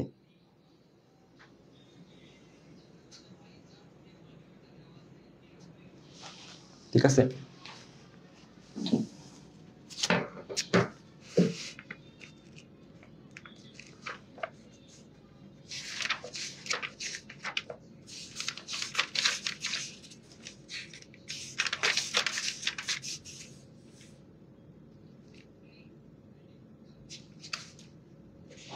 দেখি ভাই আমার হচ্ছে হাইলাইট বইটা লাগতো। আচ্ছা দেখি কার কি বই লাগে, দেখি গিফট দেওয়া যায় কিনা, ঠিক আছে। তো আবার কি কেউ আনসার দিল না তাই না, আমি জিপে 5 পাইছি। তো এখানে পরীক্ষা নিচ্ছে কোনটা কি প্লাজমা প্রোটিন, ঠিক আছে, প্লাজমা প্রোটিন। তাহলে প্লাজমা প্রোটিন কি আপনার মনে রাখবা জিপে 5, ঠিক আছে, জিপে 5। জিতে কি গ্লোবিউলিন, পিতে হচ্ছে প্রথম বিন, এতে অ্যালবুমিন, আর 5 তো হচ্ছে কি 5 রিনোজেন। এই চারটা হচ্ছে কি প্লাজমা প্রোটিন। নিচে কোনটি প্লাজমা প্রোটিন নয়। খুবই গুরুত্বপূর্ণ প্রশ্ন, খুবই গুরুত্বপূর্ণ প্রশ্ন, একদম মাথার মধ্যে রাখতে হবে। রক্তের যে বিশেষ যে বৈশিষ্ট্য বা বেসিক যে ইনফরমেশন সেগুলো আমরা পড়ে ফেলছি।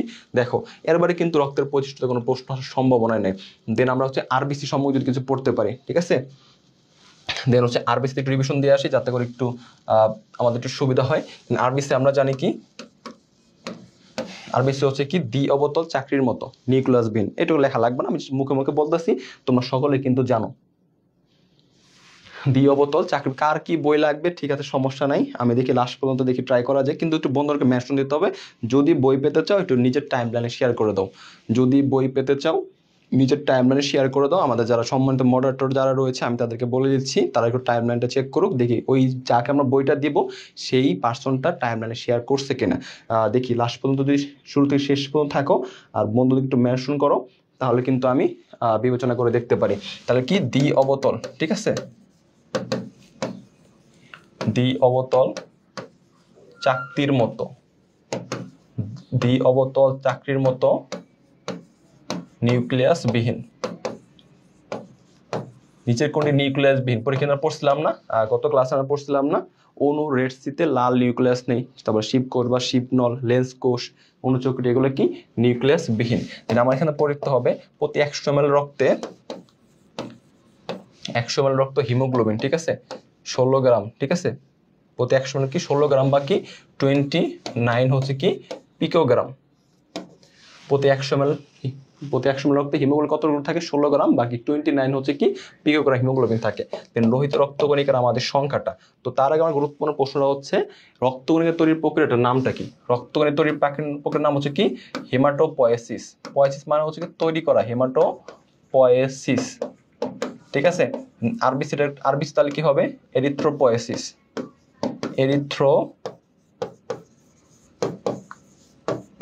এরিথ্রোপয়েসিস। তাহলে হচ্ছে রক্তকণিকা তৈরির প্রক্রিয়াকে বলা হয় হচ্ছে হেমাটোপয়েসিস, আরবিসি তৈরির প্রক্রিয়াকে বলা হয় কি এরিথ্রোপয়েসিস। আরবিসি কি দ্বিঅবত চাকরির মতো নিউক্লিয়াসবিহীন, প্রতি 100 ml রক্তে 16 গ্রাম বা 29 পিকোগ্রাম হিমোগ্লোবিন থাকে। এখান থেকে আয়ুষ্কাল হচ্ছে কি 120 দিন, ঠিক আছে, 120 দিন হচ্ছে কি আয়ুষ্কাল।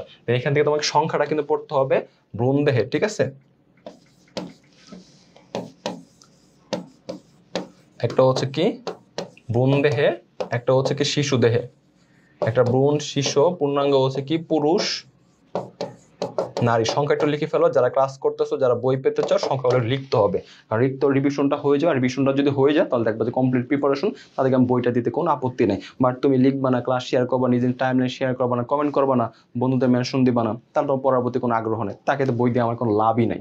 আর যারা একটু দেখবা আগ্রহ আছে, অ্যান্সারগুলো দিচ্ছ বা একটু অনেকটা ইন্টারেস্ট দেখাচ্ছ, ক্লাসে শেয়ার করতেছো, অনেক কমেন্ট করতেছো, তাদেরকে কিন্তু আমি বইটা দেওয়ার জন্য প্রস্তুত থাকবো ইনশাল্লাহ। তাহলে ভ্রূণদেহে কতটুকু? ভ্রূণদেহে হচ্ছে কি 80 থেকে 90 লাখ। যদি মিলিয়নে আসে তাহলে কি লাগবে? 8 থেকে 9 মিলিয়ন। কারণ কি 1 মিলিয়ন সমান কত? 10 লাখ। শিশুদেহ হচ্ছে কি 80 থেকে 90, 60 থেকে 70 লাখ। পুরুষ বললে কি লাগবে? 50 থেকে 54 লাখ। আর স্ত্রী হচ্ছে কি 44 থেকে 49 লাখ। যদি মিলিয়নে বলে সেক্ষেত্রে কি হবে? 5 থেকে 5.4 হচ্ছে কি মিলিয়ন, ঠিক আছে। এখানে হচ্ছে কি 4.4 থেকে 4.9 হচ্ছে কি মিলিয়ন। তার মিলিয়নও আসতে পারে, দিলে কিন্তু সংখ্যা আসতে পারে। তার বেশি থেকে যদি এইটুকু তথ্য জানো, আমার মনে হয় আর বেশি ইনফরমেশন জানা দরকার। তাহলে আমি যদি তোমাকে হচ্ছে ডাব্লিউবিসি যদি বলি, ঠিক আছে, তাহলে হচ্ছে কি ডাব্লিউবিসি। দেন ডাব্লিউবিসি আমরা কি জানি? প্রতিরক্ষামূলক ইউনিট, তাই না? ভ্রাম্যমাণ প্রতিরক্ষামূলক ইউনিট। তো মনে রাখবা আরবিসি আর হচ্ছে কি ডাব্লিউবিসির অনুপাত, এটা সবসময় মাথায় রাখতে হবে। সেটা হচ্ছে কি 6:1, ঠিক আছে। দেন ডাব্লিউবিসির পরিমাণ কত? 7 থেকে 11K, ঠিক আছে। 7 থেকে 11,000 হচ্ছে আমাদের দেহে হচ্ছে ডাব্লিউবিসির পরিমাণ। কোনো 8 থেকে 12,000 অথবা 7 থেকে 11টা হচ্ছে মেনলি ধরা হয়, 7 থেকে 11,000। দেন হচ্ছে ডাব্লিউবিসি আর আরবিসির অনুপাত কত? এখন যদি ঘুরে যদি দেয়, ডাব্লিউবিসি যদি আগে দেয়, ডাব্লিউবিসির পরিমাণটা কম, কারণ মাত্র হাজারের সংখ্যা, আর আরবিসির সংখ্যাটা কেমন লাখের সংখ্যা না। তার মানে তোমার মাথার মধ্যে রাখতে হবে, যদি তোমাকে কোনো কারণে হচ্ছে ডাব্লিউবিসি অনুপাত যদি আরবিসি দেয়, সেক্ষেত্রে অ্যান্সার করতে হবে কত? 1:600। এটা ভুল করা যাবে না। এই প্রশ্নটা আমি হচ্ছে বারবার স্টুডেন্ট দিয়ে থাকি, ঠিক আছে, বারবারই কিন্তু স্টুডেন্ট দিয়ে থাকি, তারা কিন্তু ভুল করে। তাই এই নাম্বার দিয়ে রাখি 6:1। আর এই প্রশ্ন দেখে হচ্ছে সাথে সাথে ছক্কা, সাথে সাথে বোল্ড আউট, ঠিক আছে। 6:1 কিন্তু ডিরেক্ট অ্যান্সার করে আগে দেখবো যে কোনটা আগে দেওয়া আছে। আরবিসি দেওয়া থাকলে লাখের সংখ্যা, তাহলে আরবিসির অনুপাতটা কি থাকবে? বেশি থাকবে। এইটুকু কমন সেন্স কিন্তু অ্যাপ্লাই করা উচিত, অ্যাপ্লাই করতে হবে। দেন আমাদের ডাব্লিউবিসি প্রকার ভেদ রয়েছে। একটা হচ্ছে কি গ্রানুলোসাইট, একটা হচ্ছে কি গ্রানুলোসাইট, আর একটা হচ্ছে কি অ্যাগ্রানুলোসাইট, ঠিক আছে। অ্যাগ্রানুলোসাইট, দুইটা হচ্ছে কি ডাব্লিউবিসির হচ্ছে প্রকারভেদ। তো বায়োলজিতে যেখানে অ্যাগ্রা আছে, অ্যাগ্রা মানে না, অ্যাগ্রা মানে কি না, তো গ্রানুলোমার হচ্ছে কি দানাদার, আর অ্যাগ্রা মানে কি না, তাহলে এটা কি হবে? দানাদার। পরীক্ষা নিচের কোনটি গ্রানুলোসাইট, নিচের কোনটি অ্যাগ্রানুলোসাইট, নিচের কোনটি দানাদার শ্বেত রক্তকণিকা, নিচের কোনটি অদানাদার শ্বেত রক্তকণিকা, এরকম ভাবে ফরম্যাটগুলো পরীক্ষা আসে। তো দানাদারকে আমরা মনে রাখবা ফিল শব্দ করে। দানাদার আমরা কি করতে পারি? ফিল করতে পারি। তাহলে ফিল মানে কি রয়েছে? নিউট্রোফিল আছে, ইসোনোফিল আছে, বেসোফিল আছে, রাইট। আর অদানাদার হচ্ছে কি লিম্ফোসাইট,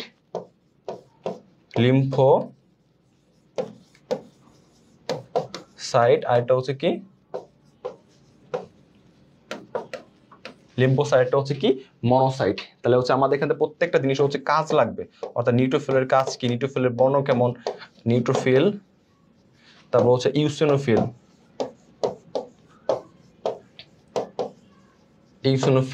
তারপরে হচ্ছে বেসোফিল। অর্থাৎ কোনটার কাজ কি? তো আমরা সকলে জানি, বলতো নিউট্রোফিলটা কি? বর্ণহীন, এটা ফ্যাগোসাইটোসিস প্রক্রিয়া কি জীবাণু ধ্বংস করে থাকে। ইসোফিলটা কি লাল বর্ণের, বেসোফিলটা কি নীল বর্ণের। তো ইসোফিলটা কি অ্যালার্জি সৃষ্টি করে, যে রক্ত প্রবেশকৃত যে লার্ভাগুলো আছে অ্যালার্জি, সেটা কি করে ধ্বংস করে কিমির যে লার্ভাগুলো। আর বেসোফিলটা কি করে, হেপারিন আর হচ্ছে কি হিস্টামিন ক্ষরণ করে থাকে। আর লিম্ফোসাইট আণুবীক্ষণিক সৈনিক বলা হয়, এটা কি তৈরি করে থাকে? যেটা তৈরি করে থাকে হচ্ছে কি অ্যান্টিবডি। কি তৈরি করে থাকে? অ্যান্টিবডি তৈরি করে থাকে। মনোসাইট কি সবচেয়ে বড় শ্বেত রক্তকণিকা, এটাও কিন্তু কি করে নিউট্রোফিলের মতো ফ্যাগোসাইটোসিস প্রক্রিয়ায় কি করে থাকে, জীবাণু ধ্বংস করে থাকে। তো এটা আমি কেমনে মনে রাখি? মা মনি। কেমনে মনে রাখি? মা মনি। তাহলে মা মনির কাজ কি?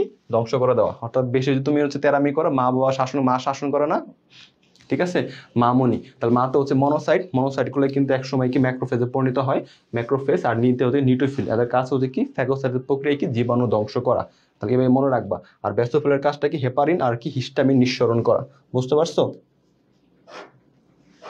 ভাই আমি সব করতেছি, পাবো কি? আচ্ছা দেখা যাক। হানিফ খান সুজন, ক্লাসটা শেষ পর্যন্ত দেখি কে কে থাকবা। যা যে রেসপন্স করতেছো তারটা তো রেসপন্স অবশ্যই আসতেছে। আমাদের যারা ক্লাসটা হচ্ছে ভাই 600 জায়গায় কি 700 থাকতে পারে? না ভাই, এখন আর 600 জায়গায় হচ্ছে 700 থাকবে না, এখন হচ্ছে 600টাই থাকবে। কারণ আগের বই তোমাকে যদি আগের বইটাও দেয়, টিচার যদি হচ্ছে একটু মানে চালাক থাকে বা একটু আগের, যদি এখন যদি আগের টিচার প্রশ্ন করে, অনেক আগের টিচার জানো না এমন না, কারণ প্রশ্নটা করে থাকে হচ্ছে নতুন এডিশনের বই অনুযায়ী। এখন তো বই তখন 700:1, এগুলো অনেকদিন আগে ছিল, প্রায় আমরা তখন ছিলাম 3-4 বছর, তিন বছর আগে, 3 বছরে কিন্তু 6:1ই কিন্তু আলিম স্যারের বই কিন্তু একদম পারফেক্ট ইনফরমেশন লেখা থাকে। ওইটা থেকে কপি করে আজমল স্যার কি করে, তার ইনফরমেশনগুলো চেঞ্জ করে থাকে। বুঝতে পারছো? আগে কিন্তু আলিম স্যারের বই একদম শুরুর থেকে কিন্তু 6:1 দেওয়া, কিন্তু আজমল স্যার কি করছে, মানে বাড়াই দিচ্ছে, আমি তোমার ইনফরমেশন নিব না। বুঝতে পারছো? পরবর্তীতে দেখা যায় না আলিম স্যার ইনফরমেশন রাইট বা মোটামুটি গ্রহণযোগ্য, পরবর্তীতে চেঞ্জ করে আলিম স্যারেরটা আজমল স্যারের বই ঢুকাই দিচ্ছে। স্যারের কাজে এটা, আলিম স্যার ইনফরমেশনগুলো আজমল স্যারের বইতে ঢুকাই দেয়। বুঝতে পারছো? তো 7:1 থাকবে না। আর আগের প্রশ্ন যদি 7:1 থাকে, তো টিচার কি করবে, 700 টাকা এটা 6:1 লিখে, কারণ প্রশ্নটা সে নতুন এডিশন বই থেকে মিলাবে একবার, যদি কমন সেন্স থাকে। আর যে স্যার প্রশ্ন করবে, সে তো মনে করো যে 7:1 দেওয়ার কথাই না, কারণ সে অনেক মানে চিন্তা ভাবনা করে প্রশ্নটা করবে। তাহলে ওকে, আমাদের ডাব্লিউসি পড়া ডান, সব কিছু কোনটা কি কাজ। দেন হচ্ছে কি প্লাটিলেটের সংখ্যা কত? প্লাটিলেটের সংখ্যা হচ্ছে কি, প্লাটিলেট হচ্ছে কি 1.5 থেকে 4 লাখ। 1.5 থেকে কি 4 লাখ হচ্ছে কি প্লাটিলেটের সংখ্যা। তো আমরা প্লাটিলেট পরীক্ষা কিন্তু যখন ডেঙ্গু হয়, ডেঙ্গু কিন্তু এখন অনেক প্রকোপ বেড়ে গেছে। তো সবাই একটু মশারি টানে থাকবা, কারণ যাতে ডেঙ্গু যাতে তোমাদের না হয়। অনেক হসপিটালের পেশেন্ট অনেক বেশি দেখি। আর হেপারিন কি করে, রক্ত জমাট বাঁধতে বাধা দেয়। যে হানিফ খান সুজন লিখছো, ভেরি গুড। হেপারিন কি করে, রক্ত জমাট বাঁধতে বাধা দেয়। লোমচক্রিকায় হচ্ছে, এখন তোমার এখানে প্রশ্ন আসে, লোহিত রক্তকণিকা তৈরির প্রক্রিয়া হেমাটোপয়েসিস, লোহিত রক্তকণিকা তৈরির প্রক্রিয়া কি এরিথ্রোপয়েসিস। ডাব্লিউবিসি তৈরির প্রক্রিয়া বলে লিউকোপয়েসিস। কি বলে? লিউকোপয়েসিস। আর অনুচক্রিকা বা প্লাটিলেট তৈরির প্রক্রিয়াকে বলা হচ্ছে কি মেগাটেরিওপয়েসিস। কি বললাম? মেগাটেরিওপয়েসিস। এইগুলো একটু বারবার ইনফরমেশন মাথায় রাখবা, তাহলে মনে করবা যে ডান। তাহলে আমাদের রক্তের যে ইনফরমেশনগুলো সেগুলো আমরা পড়ে ফেললাম। দেন এখান থেকে একটু হৃৎপিণ্ড নিয়ে একটু পড়াশোনা করি, ঠিক আছে? হৃৎপিণ্ড নিয়ে একটু পড়াশোনা করি, হৃৎপিণ্ড নিয়ে পড়াশোনা করি, একদম মানব দেহের যেটা হচ্ছে কি হার্ট, ঠিক আছে? তাহলে এখান থেকে বেসিক যে ইনফরমেশন, তাহলে এখান থেকে বলতে হবে কি পর্দা। তাহলে পর্দার নামটা কি? পেরিকার্ডিয়াম। হৃৎপিণ্ডের পর্দার নামটা কি? পেরিকার্ডিয়াম। হৃৎপিণ্ডের দৈর্ঘ্য কত? 12 সেন্টিমিটার। আর প্রস্থ কত? 8 সেন্টিমিটার। হচ্ছে কি প্রস্থ কম থাকে, দৈর্ঘ্যটা কি বেশি থাকে। দৈর্ঘ্য 12 সেন্টিমিটার, প্রস্থ কত? 8 সেন্টিমিটার। দেন আমাদের পূর্ণাঙ্গ পুরুষদের হৃৎপিণ্ড ওজন কত? 250 থেকে 390 গ্রাম। আর স্ত্রী দেহে কত? এটা হচ্ছে কি পুরুষ, এটা হচ্ছে কি পুরুষ। আর স্ত্রী বললো কি 200 থেকে 275 গ্রাম, এটা হচ্ছে কি স্ত্রী দেহে। এই কারণে মনে করো যে পুরুষের হৃদয় কিন্তু অনেক জায়গা, 4টা বিয়ে করা যায়। বুঝতে পারছো? আর 250 থেকে 390 গ্রাম, তাদের কিন্তু হার্টের কিন্তু ওজন বেশি, আর স্ত্রীদের কিন্তু ওজন কম। তার 250 থেকে 390 গ্রাম, এখানে কিন্তু 4টা বিয়ে করা খরচ। আর 200 থেকে 275 গ্রাম হচ্ছে কি স্ত্রী দেহের ওজন। তাহলে আমাদের দৈর্ঘ্য, প্রস্থ, পেরিকার্ডিয়াম হচ্ছে আবরণ, এটা খুব জানতে হবে। তাহলে আমাদের কপাটিকা, অর্থাৎ কোন কপাটিকা কি দ্বারা গঠিত, কোনটার মাঝে হচ্ছে অবস্থিত। হৃৎপিণ্ড কি স্তর, হৃৎপিণ্ডের কি স্তর, স্তরের মধ্যে তিনটা, একটা এপিকার্ডিয়াম, একটা মায়োকার্ডিয়াম, একটা এন্ডোকার্ডিয়াম। এপিকার্ডিয়ামে কি লেগে থাকে? বিক্ষিপ্তভাবে চর্বি লেগে থাকে। মায়োকার্ডিয়ামে কি থাকে? সংকোচন প্রসারণে সহায়তা করে। আর এন্ডোকার্ডিয়াম কি গঠন করে? কপাটিয়া গঠন করে। তো কোনটা কি গঠন করে সেটা সম্পর্কে আইডিয়া রাখতে হবে। দেন আমাদের হচ্ছে যে সংখ্যামূলক যে তথ্যগুলা, অরাসি নিডাসি, ঠিক আছে, অরাসি নিডাসি একটা মনে রাখতে হবে 871, আর একটা মনে রাখতে হবে 853। তাহলে আমরা হৃৎপিণ্ডের সংকোচনকে বলা হয় সিস্টল, হৃৎপিণ্ডের প্রসারণকে কি বলা হয়? ডায়াস্টল। আর একবার সিস্টল, একবার যে ডায়াস্টল বা একবারে সংকোচন, একটা যে প্রসারণ, এই প্রক্রিয়াকে বলা হয় কার্ডিয়াক হৃদচক্র। তো কার্ডিয়াক চক্রের সময়কালটা কত? সেটা হচ্ছে কি 0.8 সেকেন্ড। 0.8 সেকেন্ড, অর্থাৎ সিস্টল আর ডায়াস্টল মিলে টোটাল যোগফল কত হবে? 0.8।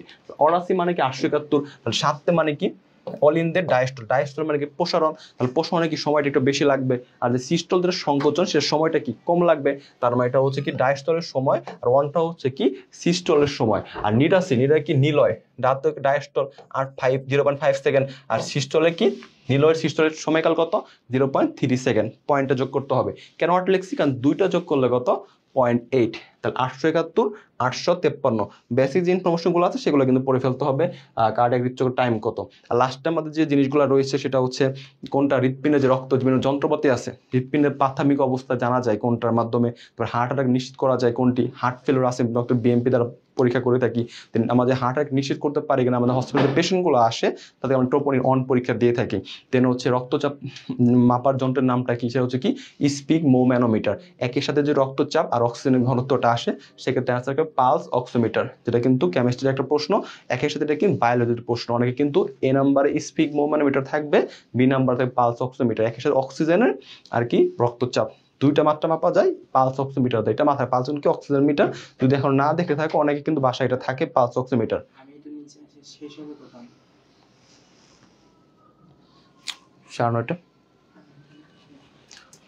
ওকে, ঠিক আছে। তাহলে এই যে বেসিক ইনফরমেশনগুলো পড়ে ফেলতে। আর লাস্টে আমাদের কি অ্যানজাইনা, তারপর হার্ট অ্যাটাক, তারপর আমাদের হচ্ছে কি ওপেন হার্ট সার্জারি প্রকার কতটুকু, তারপর এনজিওপ্লাস্ট কত প্রকার। ওপেন হার্ট হচ্ছে কি 3 প্রকার, একটা কি অন, একটা অফ, আর একটা রবট। কোনটা সবচেয়ে সূক্ষ্ম হবে? বলছে রবটের সাহায্যে কি সূক্ষ্ম হবে। দেন আমাদের যে এনজিওপ্লাস্ট আছে, এনজিওপ্লাস্ট কত প্রকার? 4 প্রকার, একটা কি বেলুন এনজিওপ্লাস্ট, লেজার এনজিওপ্লাস্ট, তারপরে হচ্ছে কি অ্যাথেরেক্টমি, আর একটা হচ্ছে করোনারি স্টেন্টিং। সবচেয়ে প্রচলিত কোনটা? Coronary stenting. অর্থাৎ যা যা পড়ার দরকার একদম কিন্তু সব কিন্তু একদম গুছিয়ে দিলাম। যারা পারো তারা কিন্তু আরেকবার শুনে নিলা, যারা পারো না এইগুলো একটু বারবার পড়বা, দেখবা যে এর বাইরে কোনো প্রশ্নই আসে না। অর্থাৎ অনেক এই চ্যাপ্টার নিয়ে আলোচনা করলাম, ইনশাল্লাহ এর বাইরে কিছু আসবে না। বুঝতে পারছো? তাহলে এবার চলো আমরা একটু প্রশ্ন সমাধানে চলে যাই। অনেক কিছু পড়লাম, রক্তের বৈশিষ্ট্য পড়লাম, তারপরে হচ্ছে আরবিসি, ডাব্লিউবিসি, একদম প্লাটেলের সম্পর্কে আইডিয়া নিলাম, হৃৎপিণ্ড যতটুকু পড়লাম, রোগ নির্ণয় বা পদ্ধতি জিনিসগুলো পড়লাম। এইবার চলো আমাদের কিছু প্রশ্ন সমাধান করে আসি। এই চ্যাপ্টার থেকে মেনলি কি ধরনের প্রশ্নগুলো এসে থাকে তুমি কিন্তু আইডিয়া পেয়ে যাবা। মানবদেহে অ্যান্টিবডি তৈরি করে কোনটি? শ্বেতরক্তকণিকা থেকে। তো আমাদের শ্বেতরক্তকণিকা অ্যান্টিবডি তৈরি করতে শ্বেতরক্তকণিকার মধ্যে দুটো, একটা কি গ্রানুলোসাইট, একটা অ্যাগ্রানুলোসাইট। অ্যাগ্রা মানে কি না, বায়োলজিতে যত অ্যাগ্রা আগে না, তাহলে কি লিম্ফোসাইট, লিম্ফোসৈনিক, লম্ফোসৈনিক যেটা বলা হয়, ঠিক আছে, লম্ফোসৈনিক। এটা হচ্ছে কি লিম্ফোসাইট কি করে? অ্যান্টিবডি তৈরি করে থাকে। নিউট্রোফিল কি করে? ফ্যাগোসাইটোসিস প্রক্রিয়ায় জীবাণু ধ্বংস করে থাকে। মামনি একটু আগে পড়াইলাম। তা বেসোফিল কি করে? হেপারিন আর কি হিস্টামিন নিঃসরণ করে। হেপারিনের কাজ কি? রক্ত জমাট বাঁধতে বাধা দেয়, ঠিক আছে। ইসোনোফিল কি করে? অ্যালার্জি সৃষ্টি করে।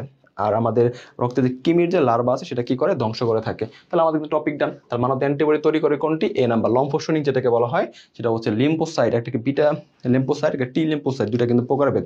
বিটা যে লিম্ফোসাইট সেটাই কিন্তু অ্যান্টিবডি তৈরি করে থাকে, এটা মাথার মধ্যে রাখতে হবে। বিটা লিম্ফোসাইট আর টি লিম্ফোসাইটের কি বিটা লিম্ফোসাইটটা কিন্তু অ্যান্সার করতে হবে। রক্ত জমাট বাঁধতে কোনটি সহায়তা করে? মনে রাখবা, রক্ত জমাট বাঁধতে সহায়তা করে 4টি উপাদান, ঠিক আছে। ফুল পরে থপাস করে, সকলেই জানি এই ছন্দটা কিন্তু নতুন। নেক্সট, ফুল পরে থপাস করে, ঠিক আছে। তাহলে ফুলটা কি? ফাইব্রিনোজেন। পরেতে কি? পরেতে হচ্ছে কি প্রথম বিন, তাতে কি থ্রম্বোপ্লাস্টিন, করে তো হচ্ছে কি ক্যালসিয়াম। এটা কি ক্যালসিয়াম। রক্ত জমাটবাতে কোনটি সহায়তা করে? ক্যালসিয়াম, Ca2+, ঠিক আছে। ক্যালসিয়াম হচ্ছে কি 2+। ফুল পরে থপাস করে বা ফুল পরে টুপ করে, যে যেটা মনে রাখতে পারো সেটা কোনো সমস্যা না। ফুল পরে টুপ করে, ওকে। আর প্লাজমা প্রোটিন যদি বলে সেক্ষেত্রে আমরা কেমন মনে রাখি? GPA5, গ্লোবিউলিন প্রথম বিন অ্যালবুমিন, আরেকটা হচ্ছে কি ফাইব্রিনোজেন, IMGPA 5, রাইট? অনেকে কিন্তু IMGPA 5 পারছে IMGPA 5 বলে। আচ্ছা, নিচের কোনটি তৈরির এরিথ্রোপয়েসিস বলে? ওই যে বললাম কোনটা কি তৈরির প্রক্রিয়া, লোহিত রক্তকণিকা তৈরির প্রক্রিয়াকে বা আরবিসি তৈরির, তাহলে রক্তকণিকা তৈরির প্রক্রিয়াকে বলা হয় হেমাটোপয়েসিস, আর আরবিসি তৈরির প্রক্রিয়াকে বলা হয় কি এরিথ্রোপয়েসিস। সে তো বলে লিউকোপয়েসিস। অনুচক্রিকা বললে কি মনে রাখবা? মেগাটেরিওপয়েসিস। যেহেতু তোমার আরবিসিটা চলে আসছে, তার মানে তোমার এই টপিকটা থেকে যদি এই বছর প্রশ্ন আসতে চায় বা টিচার যদি এই টপিকটা থেকে প্রশ্ন করতে চায়, সেক্ষেত্রে হচ্ছে তোমার শ্বেত রক্তকণিকা বা লিউকোপয়েসিস কোন প্রক্রিয়াকে বলা হয়, বা মেগাটেরিওপয়েসিস কোন অনুচক বা কোন রক্তকণিকা বলা হয়, এর প্যাটার্নে প্রশ্ন আসবে। বুঝতে পারছো? এটা তোমাকে বুঝতে হবে যে একটা প্রশ্ন আসছে আর একটা কি প্যাটার্নে প্রশ্ন আসবে, তাহলে তোমার কিন্তু চ্যাপ্টারটা ডান। বোঝাটা একদম কিন্তু কনসেপ্ট কিলে বা কোন প্রশ্ন আসতে পারে কোশ্চেন ব্যাংক কিন্তু একদম তুমি বুঝতে পারবা। করোনারি ধমনী কোথায় রক্ত সরবরাহ করে? এটা দেখো বলার কিছু নাই। করোনারি ধমনী বললে আমাদেরকে হৃৎপিণ্ড, ঠিক আছে? আনসার কি? হৃৎপিণ্ড। তো এখানে একটা প্রশ্ন আসে, সেটা হচ্ছে কি প্লীহা, সেটা হচ্ছে কি ব্লাড ব্যাংক। ব্লাড ব্যাংক কোনটি মানব দেহের? সেটা হচ্ছে কি প্লীহা। আরেকটা পরীক্ষা আসে লিম্ফ নোড। লিম্ফ নোড দেহে কয়টা থাকে? 400 থেকে 700টা কি থাকে লিম্ফ নোড। তার রক্তের রিজার্ভার কি ব্লাড ব্যাংক কোনটাকে বলা হয়? প্লীহাকে বলা হয়। এটা মাথায় রাখতে হবে। প্লীহাই কিন্তু কবরস্থান। কৃত্রিম পেসমেকারের ব্যাটারি কিসের তৈরি? কৃত্রিম পেসমেকারের ব্যাটারি কিসের তৈরি বলতো? কৃত্রিম যে পেসমেকার আছে, এই পেসমেকারের ব্যাটারি হচ্ছে কিসের তৈরি? দেখি কে সবার অ্যান্সার করতে পারে।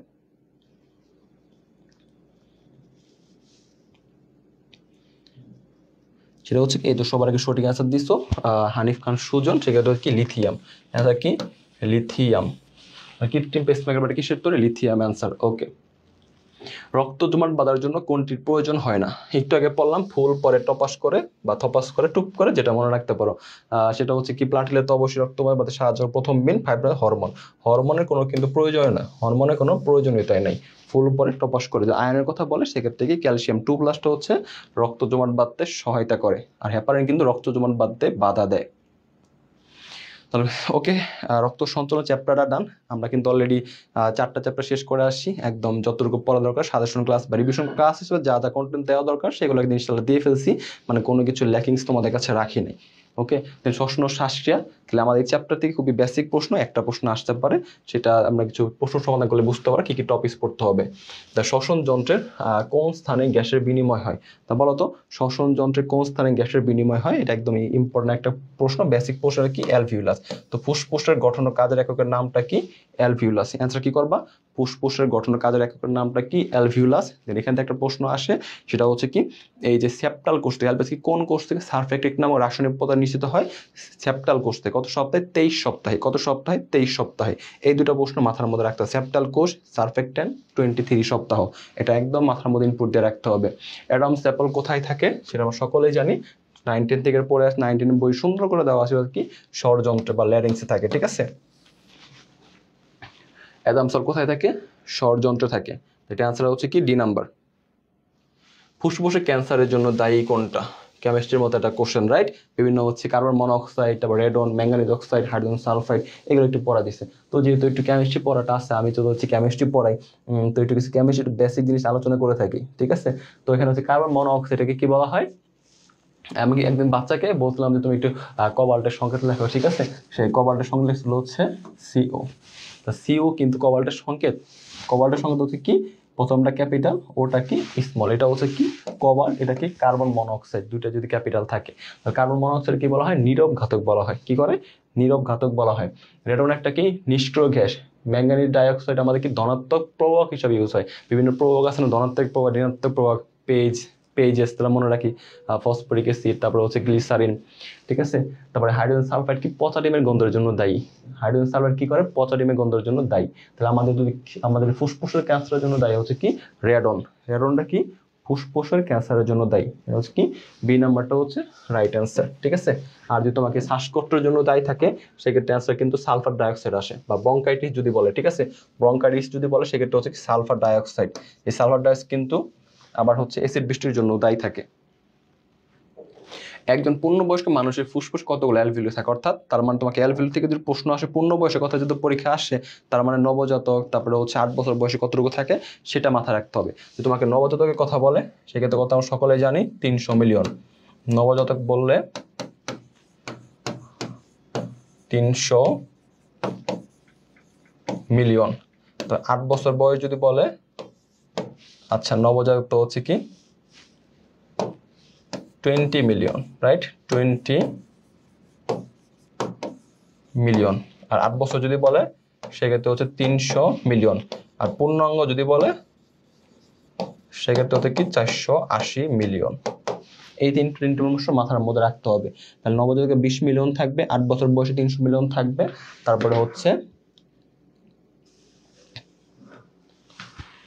আর পূর্ণাঙ্গ 480 মিলিয়ন। তাহলে ফুসফুসের আবরণটার নাম কি? প্লুরা বা প্লিউরা। তাহলে ফুসফুসে কয়টা লোব থাকে? ডান দিকে 3টা লোব থাকে, বাম দিকে 2টা লোব থাকে। ডান দিকে কয়টা সেগমেন্ট থাকে? 10টা সেগমেন্ট। বাম দিকে কয়টা সেগমেন্ট থাকে? 8টা সেগমেন্ট থাকে। এই যে নর্মাল যে প্রশ্নগুলো, এগুলো কিন্তু চলে আসে, এগুলো মাথার মধ্যে আয়ত্ত করে রাখতে হবে। তাহলে তোমাকে পূর্ণ বয়স্ক যেটা বলছে, পূর্ণবঙ্গ হচ্ছে কি 480 মিলিয়নের কাছাকাছি অ্যান্সার কোনটা? 400 থেকে 500 মিলিয়ন। ঠিক আছে, একদম একজাক্টলি অপশনে নাই, মানে কাছাকাছি, সেটা হচ্ছে রাইট। 400 থেকে 580 মিলিয়ন হচ্ছে রাইট অ্যান্সার। ওকে, নেক্সট প্রশ্ন চলে যাই। অ্যালবিউলাসের মধ্যে অক্সিজেনের পার্শ্বচাপ কত মিলিমিটার পারদ-চাপের সমান? সেটা হচ্ছে কি 100। অক্সিজেনের চাপটা বেশি থাকে, এটা হচ্ছে কি 100 মিলিমিটার মার্কারি।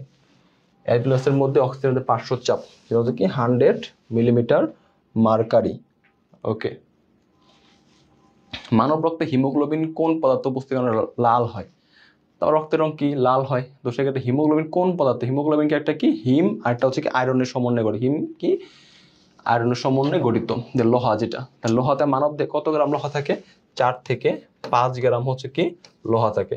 আর লোহার কারণে হচ্ছে কি লাল হয়। ঠিক আছে, অ্যান্সার হচ্ছে এ নাম্বার। এইবার চলো হচ্ছে চলন আর অঙ্গ চলনা, যেটা গুরুত্বপূর্ণ প্রশ্ন। চলন আর হচ্ছে অঙ্গ চলনা। এই যে চলন অঙ্গ চলনা, আমি তো ডিটেলস একটা ক্লাস আছে এখানে, মানে আমাদের হচ্ছে আসপেক্সের ফেসবুক পেজে আমি ক্লাসটা নিয়েছিলাম গুচ্ছের জন্য। প্রায় 2.5 ঘন্টার মতো ক্লাস নিয়েছিলাম। যদি কোনো বেসিক কারো সমস্যা হয়ে থাকে, সেই চলন অঙ্গ চলনা ক্লাসটি করতে পারো। তো এখন বলো, চলন অঙ্গ চলনা খুব একটা গুরুত্বপূর্ণ চ্যাপ্টার, আর এটা একটু আমরা একটু বেসিক নিয়ে আলোচনা করবো, যাতে করে একটু সবাই একটু ভালোভাবে পড়তে পারে। তবে ইনফরমেশন তাড়াতাড়ি বলবো, তোমার সকলে জানো যে যেহেতু রিভিশন ক্লাস, আগের মতো একদম একাডেমিক বা এখন পড়াতে পারবো না, বা ইচ্ছা থাকলেও সময়টা নাই, কারণ এখন তো রিভিশন ক্লাস তোমরা কিন্তু হচ্ছে বলবা যে ভাইয়া আপনি হচ্ছে এইভাবে পড়ান, জাস্ট নর্মাল যেগুলো পরীক্ষা আসবে একটা রিভিশন করাই দেন, এটাই বলি। একাডেমিকের মতো পড়ানোর এখন আপাতত সময়টা নাই। ঠিক আছে, যদি বেসিক ক্লাস করতে চাও, একটা ক্লাস আছে, ক্লাসটা করে নিতে পারো। তার চলন অঙ্গ চলনা, আমার যে চ্যাপ্টারটার মধ্যে প্রথমে কিছু জিনিস জানতে হবে, যেটা হচ্ছে অস্থি, তরুণাস্থি, অস্থি, তরুণাস্থি, টেন্ডন, একটা হচ্ছে লিগামেন্ট। এই যে 4টা যে ইনফরমেশন বা 4টা বেসিক যে টার্ম বললাম, এই 4টা টার্ম সম্বন্ধে তোমাকে পূর্ণাঙ্গ আইডিয়া থাকতে হবে। যে 4টা থেকে পরীক্ষায় প্রায় তোমার প্রশ্ন এসে থাকে। তাহলে তোমাকে অস্থির প্রথম প্রশ্ন আসে, অস্থির আবরণের নামটা কি? তাহলে অস্থির আবরণ কি? পেরিওস্টিয়াম। নামটা কি? পেরিওস্টিয়াম। পেরিওস্টিয়াম কি আউটার কভারিং অফ বোন, বা যেটা হচ্ছে কি অস্থির যে আবরণটা, পেরিওস্টিয়াম। আর তোমাকে তরুণাস্থির আবরণের নামটা কি? সেটা হচ্ছে কি পেরিকন্ড্রিয়াম।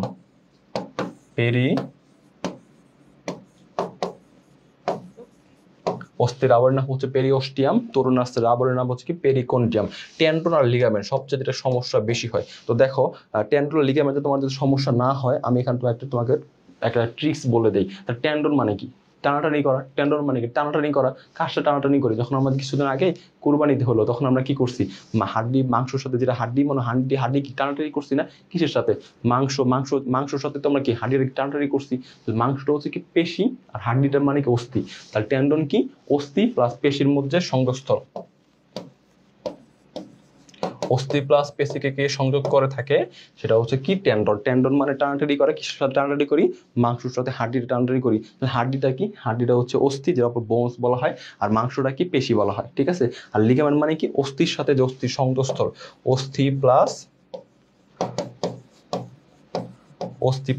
অস্থিদের সংযোগস্থল। অর্থাৎ এই যে 4টা যে বেসিক ইনফরমেশন, বেসিক যে টার্ম, এগুলো একদম মাথার মধ্যে তোমাকে কিন্তু রাখতে হবে। তো এই 4টা বেসিক যে টার্ম যদি মাথার মধ্যে তুমি রাখতে পারো, তাহলে চলন অঙ্গ চলনা থেকে কিন্তু এই 4টা টপিক থেকে কিন্তু প্রশ্ন আসবে। 4টা টার্ম থেকে, বেসিক টার্ম থেকে প্রশ্ন এসে থাকে।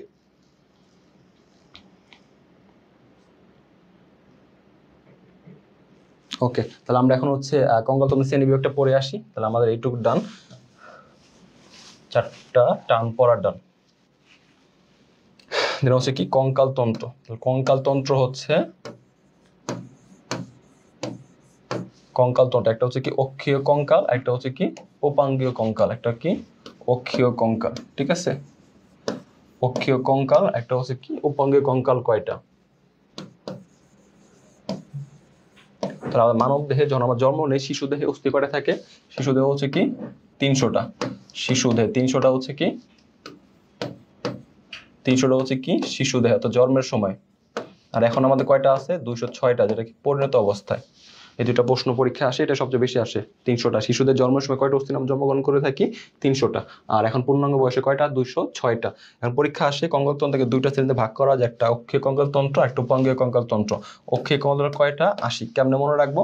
অতে অক্ষীয়, অতে 80। তাহলে এখন 206 থেকে যদি 80 বিয়োগ করো তাহলে একদম ইজি। এটা কিন্তু তোমার কিন্তু মনে রাখা লাগবে না, কারণ পরীক্ষায় প্রায় চলে আসে অক্ষীয় কঙ্কাল কয়টা, উপাঙ্গীয় কঙ্কাল কয়টা। তাহলে কি মনে রাখবো ভাইয়া? 206টা তো সকলেই জানো। আমার যতটুকু ধারণা 206 এটা মানে ছোট বাচ্চারাও পারে। মানে আমাদের দেহে অস্থির সংখ্যা কয়টা? লতে অক্ষে অতে 80, দেন 206 থেকে যদি 80 বিয়োগ করো, বিয়োগ তো পারো আশা করি জানি। তো 206 থেকে 80 যদি বিয়োগ করো তুমি কত পাবা? 126 পাবা। অক্ষীয় কঙ্কাল তঙ্গ যে 80, এটার মধ্যে কিন্তু বেশ কিছু শ্রেণী বিভাগ আছে, এগুলো একটু মাথার মধ্যে রাখতে হবে। যেমন কি করটি, প্রথমে হচ্ছে কি করটি। করটির অস্থি কয়টা? করটির হচ্ছে কি 29টা, বা মাথার খুলিতে অস্থি কয়টা? 29টা। এই 29টা অস্থির মধ্যে কিন্তু বেশ কিন্তু কি আছে, একটা হচ্ছে কি করটিকা, একটা হচ্ছে করটিকা, তারপরে একটা হচ্ছে মুখমণ্ডলীয়, ঠিক আছে, মুখমণ্ডলীয় করটিকা, মুখমণ্ডলীয়। তারপর হচ্ছে কর্ণাস্থি, একটা হচ্ছে করটিকা, তারপর মুখমণ্ডল, কর্ণাস্থি, আর একটা কি মনে রাখতে আসলে কি হাইওয়েড। হাইওয়েডটা কিন্তু আলাদা পড়তে হবে, ঠিক আছে। এখন দেখো এই যে করটিকার অস্থি কয়টা? 29 করটিকা, করটিকার অস্থি, করটিকার অস্থি কয়টা? 8টা। সকলে আমরা মনে রাখবা, তো সকলে জানি কি স্টেপ অফ 8, ঠিক আছে। স্টেপ অফ 8 এটা হচ্ছে কি করটিকার অস্থি। Sphenoid, temporal, ethmoid, parietal, occipital, frontal. 8টা কেন? ফ্রন্টাল কি এই যে সামনের দিকে দুই পাশে দুইটা, প্যারাইটাল কি দুই পাশে, মাথাতে চান্দি, এখানে চান্দি যেখানে হয় না সেটা কি চান্দির অস্থি বলা হয়, সেটা কি প্যারাইটাল বোন। আর অক্সিপিটাল কি পিছনের দিকে, যেটা কি অক্সিপিটাল, ঠিক আছে। আর টেম্পোরাল হচ্ছে কি এই যে এদিকে হচ্ছে কি দুই কানের যে পিছনে কি টেম্পোরাল বোন থাকে। আর স্ফেনয়েড, এথময়েড আমি যে একটা কত ক্লাসে বা কি আসপেক্সিসের একটা ক্লাস আছে, চলো চলো বেসিক ক্লাস, যেটা একদম 2.5 ঘন্টার মতো ক্লাস ছিল, এখানে আমি বোনস নিয়ে আসছিলাম, এক দেখা স্ফেনয়েড আর এথময়েড বোনটা দেখিয়ে দিয়েছিলাম, ওরা একটা একটা করে থাকে। দেন আমাদের করটিক অস্থি ডান। মুখমণ্ডল অস্থি, মুখমণ্ডল আমি কেমনে মনে রাখতে বলছিলাম? মামার জানালায় ভ্রমর পাই। নিচে কোনটি মুখমণ্ডল অস্থি? মামার জানালায় হচ্ছে কি ভ্রমর পাই। তাহলে মতে কি ম্যান্ডিবল, ম্যাক্সিলা। ম্যান্ডিবল কে ইউ আকৃতির, ঠিক আছে। তারপর হচ্ছে ম্যাক্সিলা, তারপর জাইগোমেট্রিক, ন্যাসাল বোন, ল্যাক্রিমাল, তারপরে বোমার, তারপর হচ্ছে কি প্যালাটাইন, ইনফিরিয়র ন্যাসাল কঙ্কা, ঠিক আছে। কোনটা জোর অস্থি, কোনটা বিজোড় অস্থি, এগুলো কিন্তু পরীক্ষা আসে। দেন কর্নাসিতে কি মনে রাখবা? MIS। একটা কি মেরিয়াস, একটা ইনকাস, আর একটা হচ্ছে স্ট্যাপিস। পরীক্ষা আসে মানবদের ক্ষুদ্রতম অস্থি কোনটা, সেটা আনসার হচ্ছে কি স্ট্যাপিস। আর একটা প্রশ্ন আসে মানবদের সবচেয়ে বৃহত্তম অস্থি কোনটা, সেটা কি ফিমার, খুবই বড়, ঠিক আছে। ক্লাসে কিন্তু আগে ক্লাসে ফিমার নিয়ে আসছিলাম, যারা ক্লাসটা করছিলা তারা দেখছিলা। আর হাইট বোন কি ইউ আকৃতি, ঠিক আছে। হাইট বোনটা কি ইউ, একমাত্র কি অস্থিবিহীন সন্ধিকোণ, অস্থিবিহীন সেটা বস্তার নামটা কি অস্থির, সন্ধিবিহীন যে অস্থির নামটা, এটা হচ্ছে কি হাইওয়েড বোন, কথা বলতে সাহায্য করে, ঠিক আছে। তাহলে আমাদের এখানে কি 29টা, 14 আর যোগ করলে কত? 22টা। আর এখানে কন্যাস্তি কয়টা? 6টা, 28টা। MIS, ম্যালিয়াস, ইনকাস, স্টেপিস, এই পাশে 3টা, এই পাশে 3টা, 6টা। আর হাইট হচ্ছে একটা। দেন আমাদের হচ্ছে কি বক্ষদেশীয়, ঠিক আছে, বা মেরুদণ্ড, করটিকে গেল। তারপর হচ্ছে কি মেরুদণ্ড অস্থি কয়টা? 26 বা হচ্ছে বা কি 33টা। এবং 26 বা 33 কেমনে মনে রাখবা? পরীক্ষা কিভাবে কোনটা অ্যান্সার করবো? যদি পরীক্ষা আসে পরিণত বয়সে তোমার মেরুদণ্ডের বা কোষরকার সংখ্যা কয়টা, সেক্ষেত্রে অ্যান্সার করবা কয়টা? 26টা। আর অপরিণত বয়সে বা জন্মের সময় বা অপরিণত বয়সে কথা থাকে 33টা। তাহলে এখানে আমি তোমাকে একটা ট্রিক্স পড়াই, সেই ট্রিক্সটা হচ্ছে সাথীর লাশ কই, কেমনে মনে রাখতে বলি? সাথীর লাশ কই 712, 554। আর একটা জানি কি BKSP, বাংলাদেশ ক্রীড়া শিক্ষা প্রতিষ্ঠানের একটা মনে করো ব্রাঞ্চ আছে গাজীপুর, তাহলে জিতে গ্রীবাদেশীয়, বিতে বক্ষদেশীয়, কেতে কোটিদেশীয়, এসতে স্যাক্রাল, পিতে পুচ্ছদেশীয়, ছাতি, শতে থোরাসিক, ঠিক আছে, স্যাক্রাম এটা কি, তারপরে থোরাসিক এটা হচ্ছে কি লাম্বার, এটা কি স্যাক্রাল, এটা কি কক্ষদেশীয়, ঠিক আছে, অর্থাৎ থোরাসিক গ্রীবাদেশীয় বা বা এটা কি, আচ্ছা সাথীর লাশ কই, এটা হচ্ছে কি থোরাসিক, লাম্বার, স্যাক্রাল, কক্ষদেশীয়, আর জিতে হচ্ছে কি গ্রীবাদেশীয়, বিতে হচ্ছে বক্ষদেশীয় বা থোরাসিক, কেতে কোটিদেশীয়, এসতে হচ্ছে কি শ্রোণীদেশীয়, পিতে হচ্ছে কি পুচ্ছদেশীয়। তাহলে হচ্ছে গ্রীবাদেশীয় যদি কোষের কয়টা, সেক্ষেত্রে অ্যান্সার কি করবা 12টা। তাহলে এসতে কি সার্ভাইকাল, যেটা কি ঘাড়ের দিকে থাকে, বক্ষতে হচ্ছে কি যে থোরাসিক কেস সেই বরাবর থাকে, লাম্বার হচ্ছে কি আমাদের অ্যাবডোমেনের নিচ বরাবর দিয়ে থাকে, ঠিক আছে। তার শ্বাস, তাহলে থোরাসিক বলে কয়টা 12টা, আর স্যাক্রাল বা সার্ভাইকাল বলে সেটা হচ্ছে কি 7টা। তাহলে প্রথম কোষরোগের নামটা কি অ্যাটলাস, দ্বিতীয় কোষরোগের নামটা কি অ্যাক্সিস, সপ্তম কোষরোগের নামটা কি ভার্টিব্রা প্রমিনেন্স, ঠিক আছে। কোনটা কতটুকু প্রকারভেদ সেটা আমাকে মাথার মধ্যে রাখতে হবে। দেন একটা গুরুত্বপূর্ণ একটা প্রশ্ন আছে, সেই প্রশ্নটা আছে সেটা হচ্ছে বক্ষপিঞ্জ, বক্ষপিঞ্জ। তাহলে বক্ষপিঞ্জ দুইটা টার্মে করে, একটা কি প্রতিষ্ঠা অস্থি, কয়টা প্রতিষ্ঠা, একটা হচ্ছে কি স্টারনাম,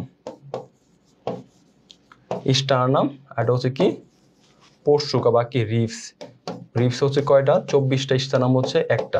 এই যে আমাদের একটা কি স্টারনাম, স্টারনামে কয়টা পার্ট 3টা, একটা হচ্ছে কি মেনোব্রিয়াম এতটুকু, এটা হচ্ছে কি বডি খুবই বড়, নিচে একটা কি ছোট একটা কি জিফয়েড প্রসেস থাকে, মনে করো এটা একটা স্টারনাম, এটাকে হচ্ছে মেনোব্রিয়াম, এখান থেকে হচ্ছে বডি, আর এই যে চোক্কা যে অংশটা দেখতেছো এটা হচ্ছে কি জিফয়েড প্রসেস। পরীক্ষা আসে জিফয়েড প্রসেস কোথায় থাকে, অ্যান্সার কি করবো হচ্ছে কি স্টার নামে থাকে। পরশুকা, পরশুকা মানে কি রিবস, এই যে থোরাসিকের এই পাশে 12টা আছে, এই পাশে 12টা আছে, এখান থেকে পরশুকার প্রকারভেদ আসে। আসল পরশুকা কত জোড়া, প্রথম থেকে সপ্তম জোড়া, নকল পরশুকা 10ম থেকে 12তম জোড়া। দেন আমাদের ফ্লোটিং বা ভাসমান পরশুকা কত 11 আর 12তম। কোস্টাল আর্চ কতটুকু গঠন করে, 8ম থেকে 10ম যে পরশুকা তারা কি কোস্টাল আর্চ গঠন করে। কারণ আসল পরশু কেন বলতেছি, কারণ সরাসরি তার স্টার নামের সাথে কি করে থাকে, যুক্ত থাকে, প্রথম যে সপ্তম জোড়া, আর 8ম থেকে 12 কি সরাসরি স্টার নামের সাথে যুক্ত থাকে না, এই কারণে কি নকল পরশুকা। আর ভাসমান পরশুকা হচ্ছে কি 11 বাদে তারা কি স্টার নামের সাথে কোনোভাবে হচ্ছে তারা প্রত্যক্ষ পরোক্ষ কোনোভাবে জড়িত থাকে না। আর কোস্টাল আর্চ কি একটার সাথে আরেকটা কিন্তু 8, 9, 10 এই তিনটা মিলে কি কোস্টাল আর্চ নির্মাণ করে থাকে। তো পরশুকা রিলেটেড ডান, অর্থাৎ অক্ষীয় কঙ্কাল যে 80টা কঙ্কাল সেটা কিন্তু আমি পড়ে ফেলছি। এইবার চলো বাকি যে হচ্ছে উপাঙ্গীয় কঙ্কাল সেটা একটু পড়ে আসি। বাকি যে হচ্ছে উপাঙ্গীয় কঙ্কাল সেটা আমরা একটু পড়ে আসি, তাহলে দেখবো যে ডান।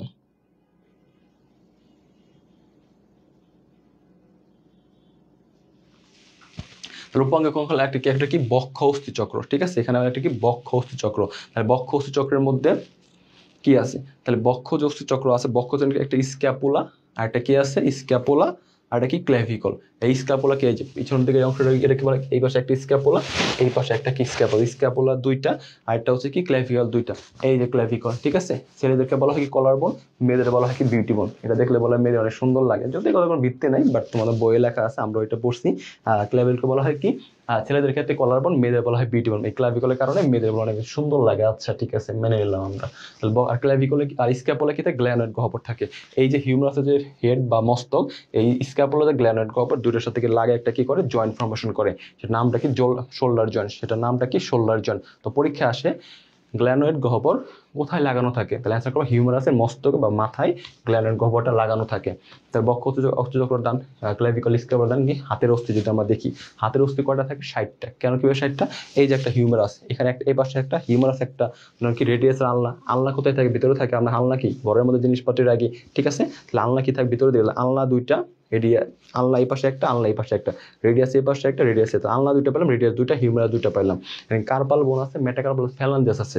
কার্পাল বোন কয়টা 10টা, এই হাতে 5টা, এই হাতে 5টা। কেমনে মনে রাখবো, she looks to pretty try to catch her, কিভাবে স্ক্যাফয়েড লুনেট ট্রাইকোয়েটার, ট্রাইকোয়েটার উপরে মটরশুটি বা পি শেপ টাইপের একটা পিসিপাম বোন আছে, এখানে ট্রাপিজিয়াম, ট্রাপিজয়েড, ক্যাপিটেট, হ্যামেট, ঠিক আছে। এই পাশে কয়টা কার্পাল বোন, এই পাশে কয়টা 8টা, এই পাশে কার্পাল বোন 8টা, তাহলে 8 আর যোগ করলে কয়টা 16টা। পরীক্ষা আসতে হবে কার্পাল বোন কয়টা 16টা। She looks to pretty try to catch her, এটা ছন্দ। দেন তোমাকে পরীক্ষা আসবে হচ্ছে মেটাকার্পাল বোন কয়টা 10টা, এই হাতে 5টা, 1 2 3 4 5, ঠিক আছে, 1 2 3 4 5, আর 1 2 3 4 5, এই হাতে 5টা মেটাকার্পাল, এই হাতে 5টা মেটাকার্পাল, তাহলে মেটাকার্পাল 10টা, কার্পাল গেলো 16টা 2 হাতে।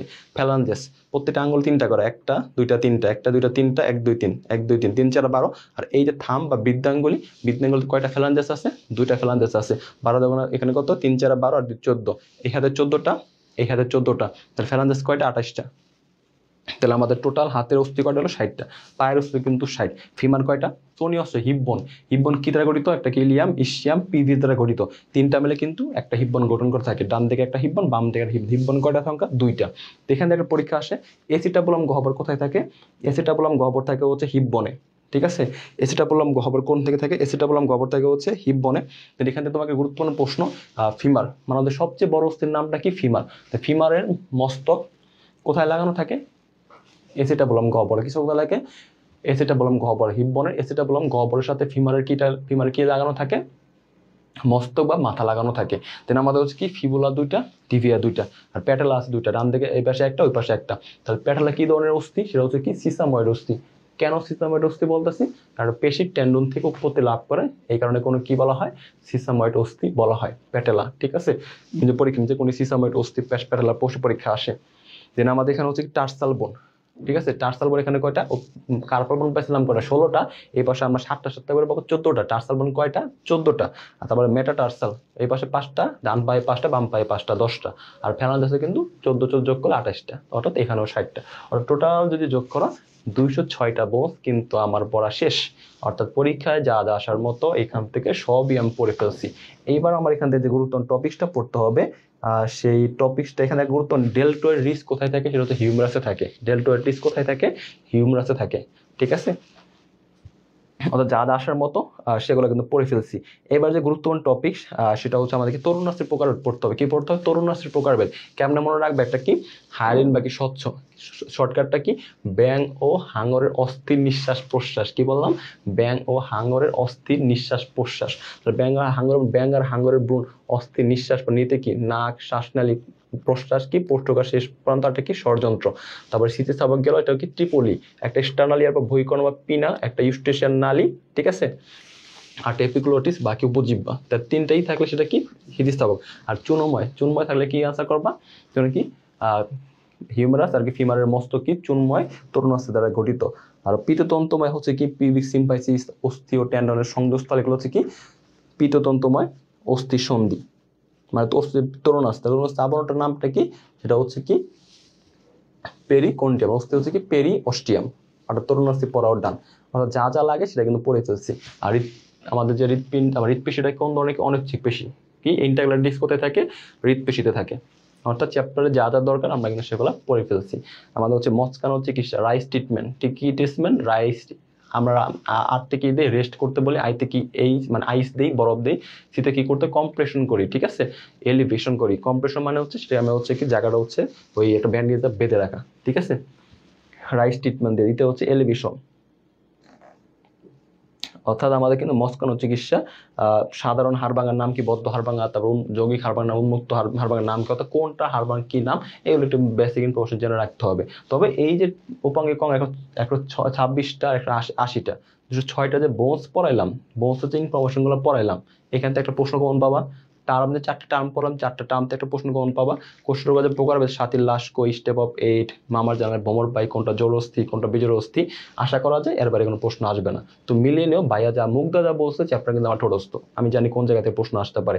জিপার বসে কোথায় পাওয়া যায়, গ্ল্যান্ডের গ্রুপ কার সাথে লাগানো থাকে, এসিটাবুলাম গহ্বর কার সাথে লাগানো থাকে, প্রথম ভার্টিব্রার নাম কি, সপ্তম ভার্টিব্রার নাম কি, আসল পশুকা কোথায়, নকল পশুকা কোথায়, স্টেনামি কয়টা পার্ট, বিউটি বোন কোনটি, কলার বোন কোনটি, সিস্টেমেট অস্থি কোনটি, টার্সাল বোন কয়টা, মেটাটার্সাল বোন কয়টা, ফ্যালাঞ্জেস কয়টা, তারপরে হচ্ছে বাংলাদেশের সবচেয়ে বড় অস্থি কোনটা, ছোট অস্থি কোনটা, মানুষের সবচেয়ে বড় পেশির নাম কি সার্টোরিয়াস, ছোট পেশির নাম কি স্টেপেডিয়াস, কানের মধ্যে থাকে। ঠিক আছে, সার্টোরিয়াস কিন্তু ফিমারের মধ্যে থাকে। তো এইগুলো কিন্তু মাথার মধ্যে আইডিয়া রাখতে, কোনটা বড় বেশি, কোনটা ছোট বেশি, ক্ষুদ্রতম বৃহত্তম যে টার্মগুলো আছে এগুলো খুব সুন্দর করে দেখে যেতে হবে। আমাদের বড় বৃহত্তম গ্রন্থির নাম কি? বৃহত্তম গ্রন্থির নাম হচ্ছে কি যকৃৎ। আমরা কিন্তু পরিপাক শ্বসন চ্যাপ্টারটাতে পড়লাম। তাহলে আশা করা যায় তাহলে এই চ্যাপ্টারটুকু তোমাদের যতটুকু পড়িয়েছি এই চ্যাপ্টার কিন্তু আশা করি একদমই ক্লিয়ার। এবার তো একটু প্রশ্ন সমাধান করে আসি। অস্থির সাথে পেশির সংযোগ স্থাপন করে, একটু আগে পড়লাম, সেটা হচ্ছে কি টানাটানি। টেন্ডন মানে কি টানাটানি, কিসের সাথে? হাড্ডি আর টেন্ডনের মধ্যে। হাড্ডি মানে অস্থি আর মাংস মানে পেশি, তাহলে ক্যান্সার হচ্ছে কি টেন্ডন। আর লিগামেন্ট মানে কি? লিগামেন্ট মানে হচ্ছে কি অস্থির সংযোগস্থল, অস্থি প্লাস অস্থির সাথে সংযোগ করে। মানব শিশুর জন্মের সময় কতটি অস্থি থাকে পড়ে আসছি, সেটা হচ্ছে কি 300টা। আর এখন আমাদের অস্থি কয়টা পূর্ণাঙ্গ দেহে, সেক্ষেত্রে অস্থি হচ্ছে 200 কয়টা, পূর্ণাঙ্গ দেহে অস্থি হচ্ছে 200 হচ্ছে 6টা। ওকে, সব পড়ে আসি। অবস্থার মধ্যে কোষের কত প্রকার? 5 প্রকার। সাথীর লাশ কোথায়? ঠিক আছে, নেক্সট প্রশ্ন, হৃৎপিণ্ডের প্রাচীর কি ধরনের পেশি দ্বারা গঠিত? অনিচ্ছিক পেশি দ্বারা গঠিত। হার্টের পেশি কিন্তু চাইলে আমরা কি করতে পারি না, নড়াতে পারি না। ঠিক আছে, আর ঐচ্ছিক পেশি কিন্তু আমরা যে কোনো সময় নড়াতে পারি। হাতের পেশি, জিহ্বা চাইলে নড়াবো, চাইলে নড়াবো না, কথা বলবো, কথা বলতে পারবো না, এরকম যেটা। ঠিক আছে, আর হৃৎপিণ্ডের প্রাচীর বা যেটা হার্ট, সেটা কিন্তু চাইলে আমরা নড়াতে পারবো না, এখানে অনিচ্ছিক পেশি। মানবদেহের মেরুদণ্ড কয়টি কোষরূপে নিয়ে গঠিত? মানবদেহের মেরুদণ্ড আমি বলছিলাম হয়তো 26 থাকবে অথবা 33 থাকবে, দুটো একসাথে কখনোই থাকবে না। তাহলে যদি পরিণত হবে, যেহেতু মানবদেহের হৃৎপিণ্ড 33 বা 26, কোথায় অপশন আছে 33, আর যদি 33 আর বলে দেয় তোমাকে একটা টার্ম বলে দেবে, পরিণত আর অপরিণত কথাটা বলে দেবে। তাহলে পরিণত বললে কয়টা? 26 বললে কি পরিণত, ঠিক আছে, আর 33 কোনটা? অপরিণত। পরিণত অবস্থা, এটা কি অপরিণত অবস্থায়, এই দুটো মাথায় রাখতে হবে। মানবদের সবচেয়ে ছোট অস্থির নাম, তা ছোট অস্থি যেটা চলে আসছে, তাহলে এখান থেকে আমার কি বড় অস্থির নামটা পড়ে ফেলতে হবে। তা ছোট অস্থির নামটা কি? স্ট্যাপিস, ম্যালিয়াস ইনকাস স্ট্যাপিস, কানের পর্দা। আর যদি বড় অস্থি বলে, সেক্ষেত্রে নামটা হচ্ছে কি ফিমার। সব পড়ে আসি, দেখছো যা যা লাগে চ্যাপ্টারে সবই ডান। জিনতত্ত্ব বিবর্তন আজকের ক্লাসের হচ্ছে লাস্ট যে চ্যাপ্টারটা, জিনতত্ত্ব আর কি বিবর্তন। ওকে, তাহলে আমরা আজকে লাস্ট চ্যাপ্টারটা পড়ে ফেলি। তো এখন পর্যন্ত দেখি কে কে ক্লাস যুক্ত ছিল, বাইক একটু রেসপন্স করো, যেহেতু লাস্ট চ্যাপ্টার, এই চ্যাপ্টার থেকে জাস্ট তোমাকে অনুপাত থেকে প্রশ্নগুলো আসবে। দেখি বাইক একটু কমেন্ট করো লাস্ট পর্যন্ত কে কে ক্লাসে থাকবা, আর একটু ক্লাস নিব, বা শুরুতে কে কে ছিল, একটু বাইকে কমেন্ট করো জানাও।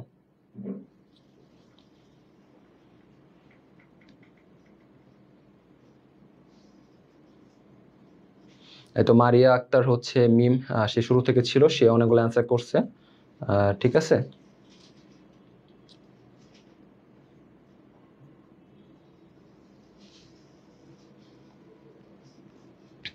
আমি বৃষ্টি, আমার সালাম প্রথম নিয়েছেন ভাইয়া। আচ্ছা ঠিক আছে ভাইয়া, হাত ব্যথা হয়ে গেছে কমেন্ট করতে করতে। আচ্ছা ঠিক আছে, তারপরে যারা মুবাশশারা ছিল, তাহিদ হাসান, তাওসিফ ছিল, তহিদুল ইসলাম, বিদ্যুৎ ছিল, আমি আছি। আচ্ছা ঠিক আছে, তো আমি আমার মডারেটরদের বলে দিছি যে যারা সর্বোচ্চ কমেন্ট করতেছে তাদের থেকে যাতে একটু কমেন্টগুলো নেওয়া হয়, বা দুজনকে হয়তো বইটা দেব। আচ্ছা ঠিক আছে, ওকে। তাহলে লাস্টে যে চ্যাপ্টার জিনতত্ত্ব বিবর্তন, দেখি কি পড়বা, একদমই বেসিক প্রথম দিন প্রমোশন, সেটা অনুপাত। আল্লাহর দুনিয়া যাই অনুপাত আছে, অর্থাৎ জিনতত্ত্ব বিবর্তন যা অনুপাত আছে সেগুলো তোমাকে পড়তেই হবে। টার্মগুলো, তো বেসিক যে টার্ম, জিন কাকে বলা হয়, হোমোজাইগাস মানে কি, হেটারোজাইগাস মানে কি, প্রচ্ছন্ন জিন মানে কি, প্রকট জিন মানে কি, টেস্ট ক্রস অনুপাত কত, ব্যাক ক্রস কি, এগুলো তোমাকে হচ্ছে মাথার মধ্যে রাখতে হবে। অনুপাত তো মনে করো যে 5 স্টার কোশ্চেন, যে আপনাদের অনুপাত মানে 5 স্টার কোশ্চেন। তাহলে এখান থেকে লাস্ট একটু পড়বা হচ্ছে বর্ণান্ধতা, ক্রসগুলো পড়বা, বর্ণান্ধতা, haemophilia, sex link disorder, sex linked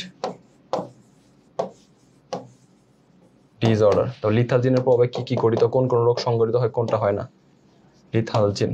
ঠিক আছে, এগুলো মাথায়, এগুলো যে টপিকগুলো পড়ো তাহলে তোমার হয়ে যাবে। তাহলে আমাদের কি জিনতত্ত্বের জনককে গ্রেগর জন মেন্ডেল, যেটা কি কত প্রকার মটরশুটি নিয়ে গবেষণা করেছিল, 34 প্রকার মটরশুটি নিয়ে গবেষণা করেছিল।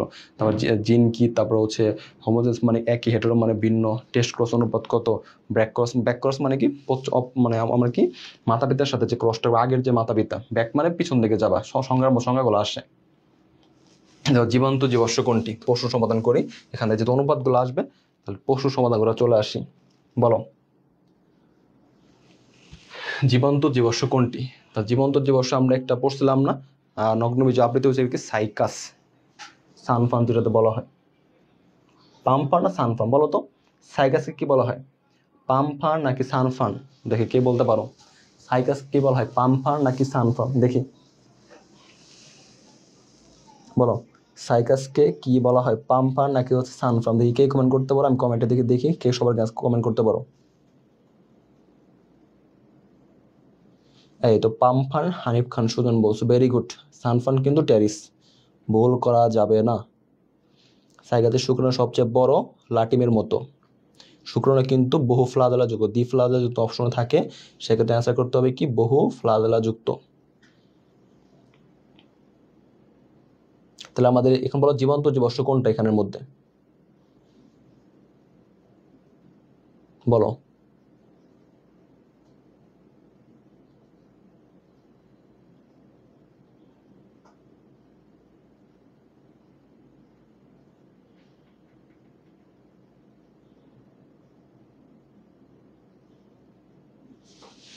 এটা আছে করে দিছো কি বি নাম্বার, এটা কি প্লাটিপাস। প্লাটিপাস আরও কি আছে, লিমুলাস, তারপর লাটিমারা, এগুলো হচ্ছে কি জীবন্ত জীবাশ্ম, এগুলো একটু মাথার মধ্যে রাখতে হবে। দৈত্য প্রচুর অ্যাপেস্টিস উদাহরণ কোনটি, সেটা হচ্ছে কি মানুষের মুখ বধিরতা। অনুপাত কত, 9:7। অনুপাত কত, 9:7, ঠিক আছে। তো এখানে প্রথম সূত্র নম্বর কি, অসম মালি। এটা কি অসম মালি, এটা মাথায় রাখতে হবে। অসম মালি প্রথম সূত্র, একটা কি অসম্পূর্ণ প্রকটতা, আর কি সম প্রকটতা। অসম্পূর্ণ প্রকটতা অনুপাত কত, আর কি সমপ্রকট অনুপাত কত, এগুলো একদম মাথার মধ্যে রাখতে হবে। মেন্ডেলের প্রথম সূত্রের মনোহাইব্রিড ক্রস কত, 3:1। দেন ব্যতিক্রম কি 1:2:1। দেন আমাদের পড়তে হবে কি পরীর দ্বিতীয় স্ট্যাটাস। পরীর দ্বিতীয় স্ট্যাটাস থেকে দ্বিতীয় সূত্রের ব্যতিক্রম কোনটা, অ্যাপেস্টিসের অনুপাত কত, ঠিক আছে 13:3। তারপর দ্বৈত প্রচুর অ্যাপেস্টিস বলে 9:7। লিথাল জিন অনুপাত কত, লিথাল জিন বললে হচ্ছে 2:1 হওয়ার কথা, 1:2:1, কিন্তু ব্যতিক্রম কি 2:1 হয়, ঠিক আছে। এই অনুপাতগুলো মাস্ট। আর মেন্ডেল দ্বিতীয় সূত্রে মনোহাইব্রিড ক্রস 9:3:1 অনুপাতগুলো পরীক্ষা আসবে। দ্বৈত প্রচুর অ্যাপেস্টিস উদাহরণ কোনটি, মানুষের কি মুখ বধিরতা, 9:7 হচ্ছে অনুপাত। প্রচ্ছন্ন লিথাল জিন কোন অবস্থায় জিনের মৃত্যু ঘটায়, মনে রাখবা প্রচ্ছন্ন লিথাল হচ্ছে কি হোমোজাইগাস অবস্থায় জিনের কি মৃত্যু ঘটায়, ডিরেক্ট হচ্ছে লাইন। অর্থাৎ এই চ্যাপ্টারে বললাম ফ্যাক্টর টার্মগুলো বলছিলাম না, বেসিক টার্ম, টার্মের সংজ্ঞাগুলো হোমোজাইগাস হেটারোজাইগাস সংজ্ঞাগুলো ভালোই করতে হবে, দেখবা যে সংজ্ঞাগুলোর বাইরে প্রশ্ন আসে না। গার্হস্থ্যপরিণামে লিঙ্গ নির্ধারণ পদ্ধতি কোনটা, এক্সএস নাকি হচ্ছে এক্সওয়াই, বলো এটা কি অ্যান্সার হবে, এক্সএস নাকি হচ্ছে এক্সওয়াই। গার্হস্থ্যপরিণামে লিঙ্গ নির্ধারণ পদ্ধতি কোনটা, সেটা হচ্ছে এক্সএক্স এক্সও, ঠিক আছে। বি নাম্বারটা হচ্ছে রাইট আনসার। তারপর আরশোলা, তারপর গাছপরিম বললে, আর এক্সএস এক্সওয়াই যদি বলে সেক্ষেত্রে কি ড্রোসোফিলা, তারপর গাজা, তেলাকুচা, ইলোয়েডা ইত্যাদি, ঠিক আছে। এটসেট্রা, এগুলো হচ্ছে কি এক্সএস এক্সওয়াই। 4 প্রকোষ্ঠ হৃৎপিণ্ড সরীসৃপ কোনটি, সম্পূর্ণ সেটা বলতে কি কুমির। আমরা কিন্তু পানির বিভিন্ন শ্রেণীবিন্যাস কিন্তু চ্যাপ্টারে কিন্তু পড়ে আসছি কুমির। 4 প্রকোষ্ঠ হৃৎপিণ্ড সরীসৃপ কোনটি, কুমির। রঙিন জিন থাকা সত্ত্বেও হোয়াইট লেঘর্ন মুরগির পালক সাদা হয় কেন, বলো সাদা হয় কেন। তো সাদা থেকে হোয়াইট লেঘর্ন যদি থাকে, যে অনুপাত আমরা কিসে পড়ছিলাম, প্রোকোট অ্যাপিস্টেসিসে পড়ছিলাম, কি প্রোকোট অ্যাপিস্টেসিস। ব্যতিক্রম একটা প্রশ্ন, খুবই গুরুত্বপূর্ণ একটা প্রশ্ন, এটা মাথায় রাখতে হবে।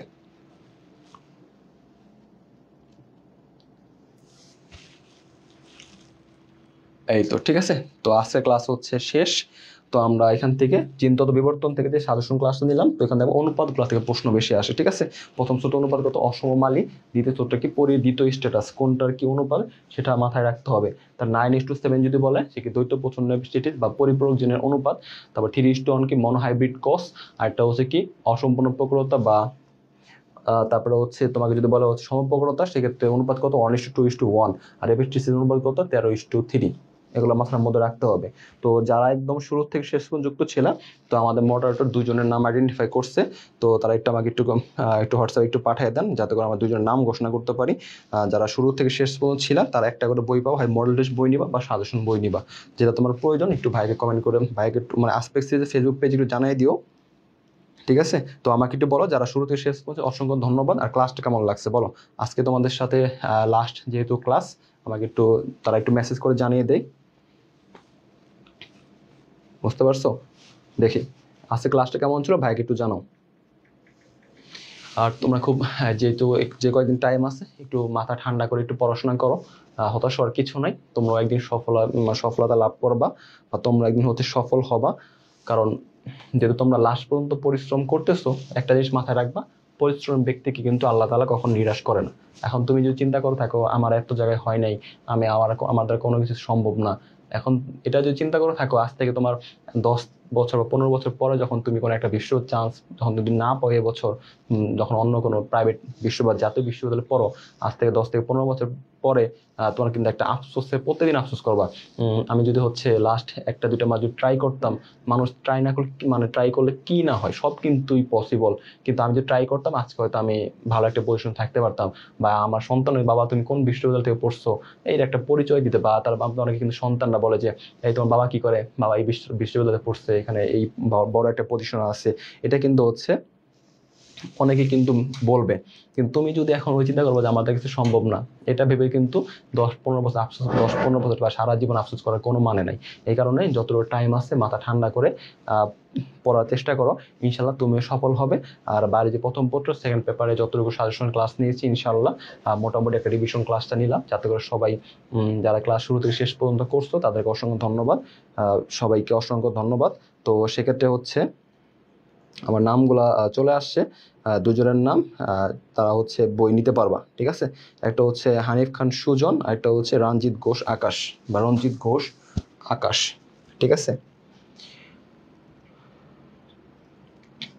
তারপরে আমি বৃষ্টি দোয়া চেয়েছি, ইনশাল্লাহ অবশ্যই দোয়া থাকবে। হানিফ খান সুজন, এটা কি হানিফ খান সুজন, এই দুইটা নাম একটু তোমরা যারা আসপেক্টে ফেসবুকে আমাকে নক দিয়ে লাভ নাই, ঠিক আছে। আরেকটা হচ্ছে রঞ্জিত ঘোষ আকাশ,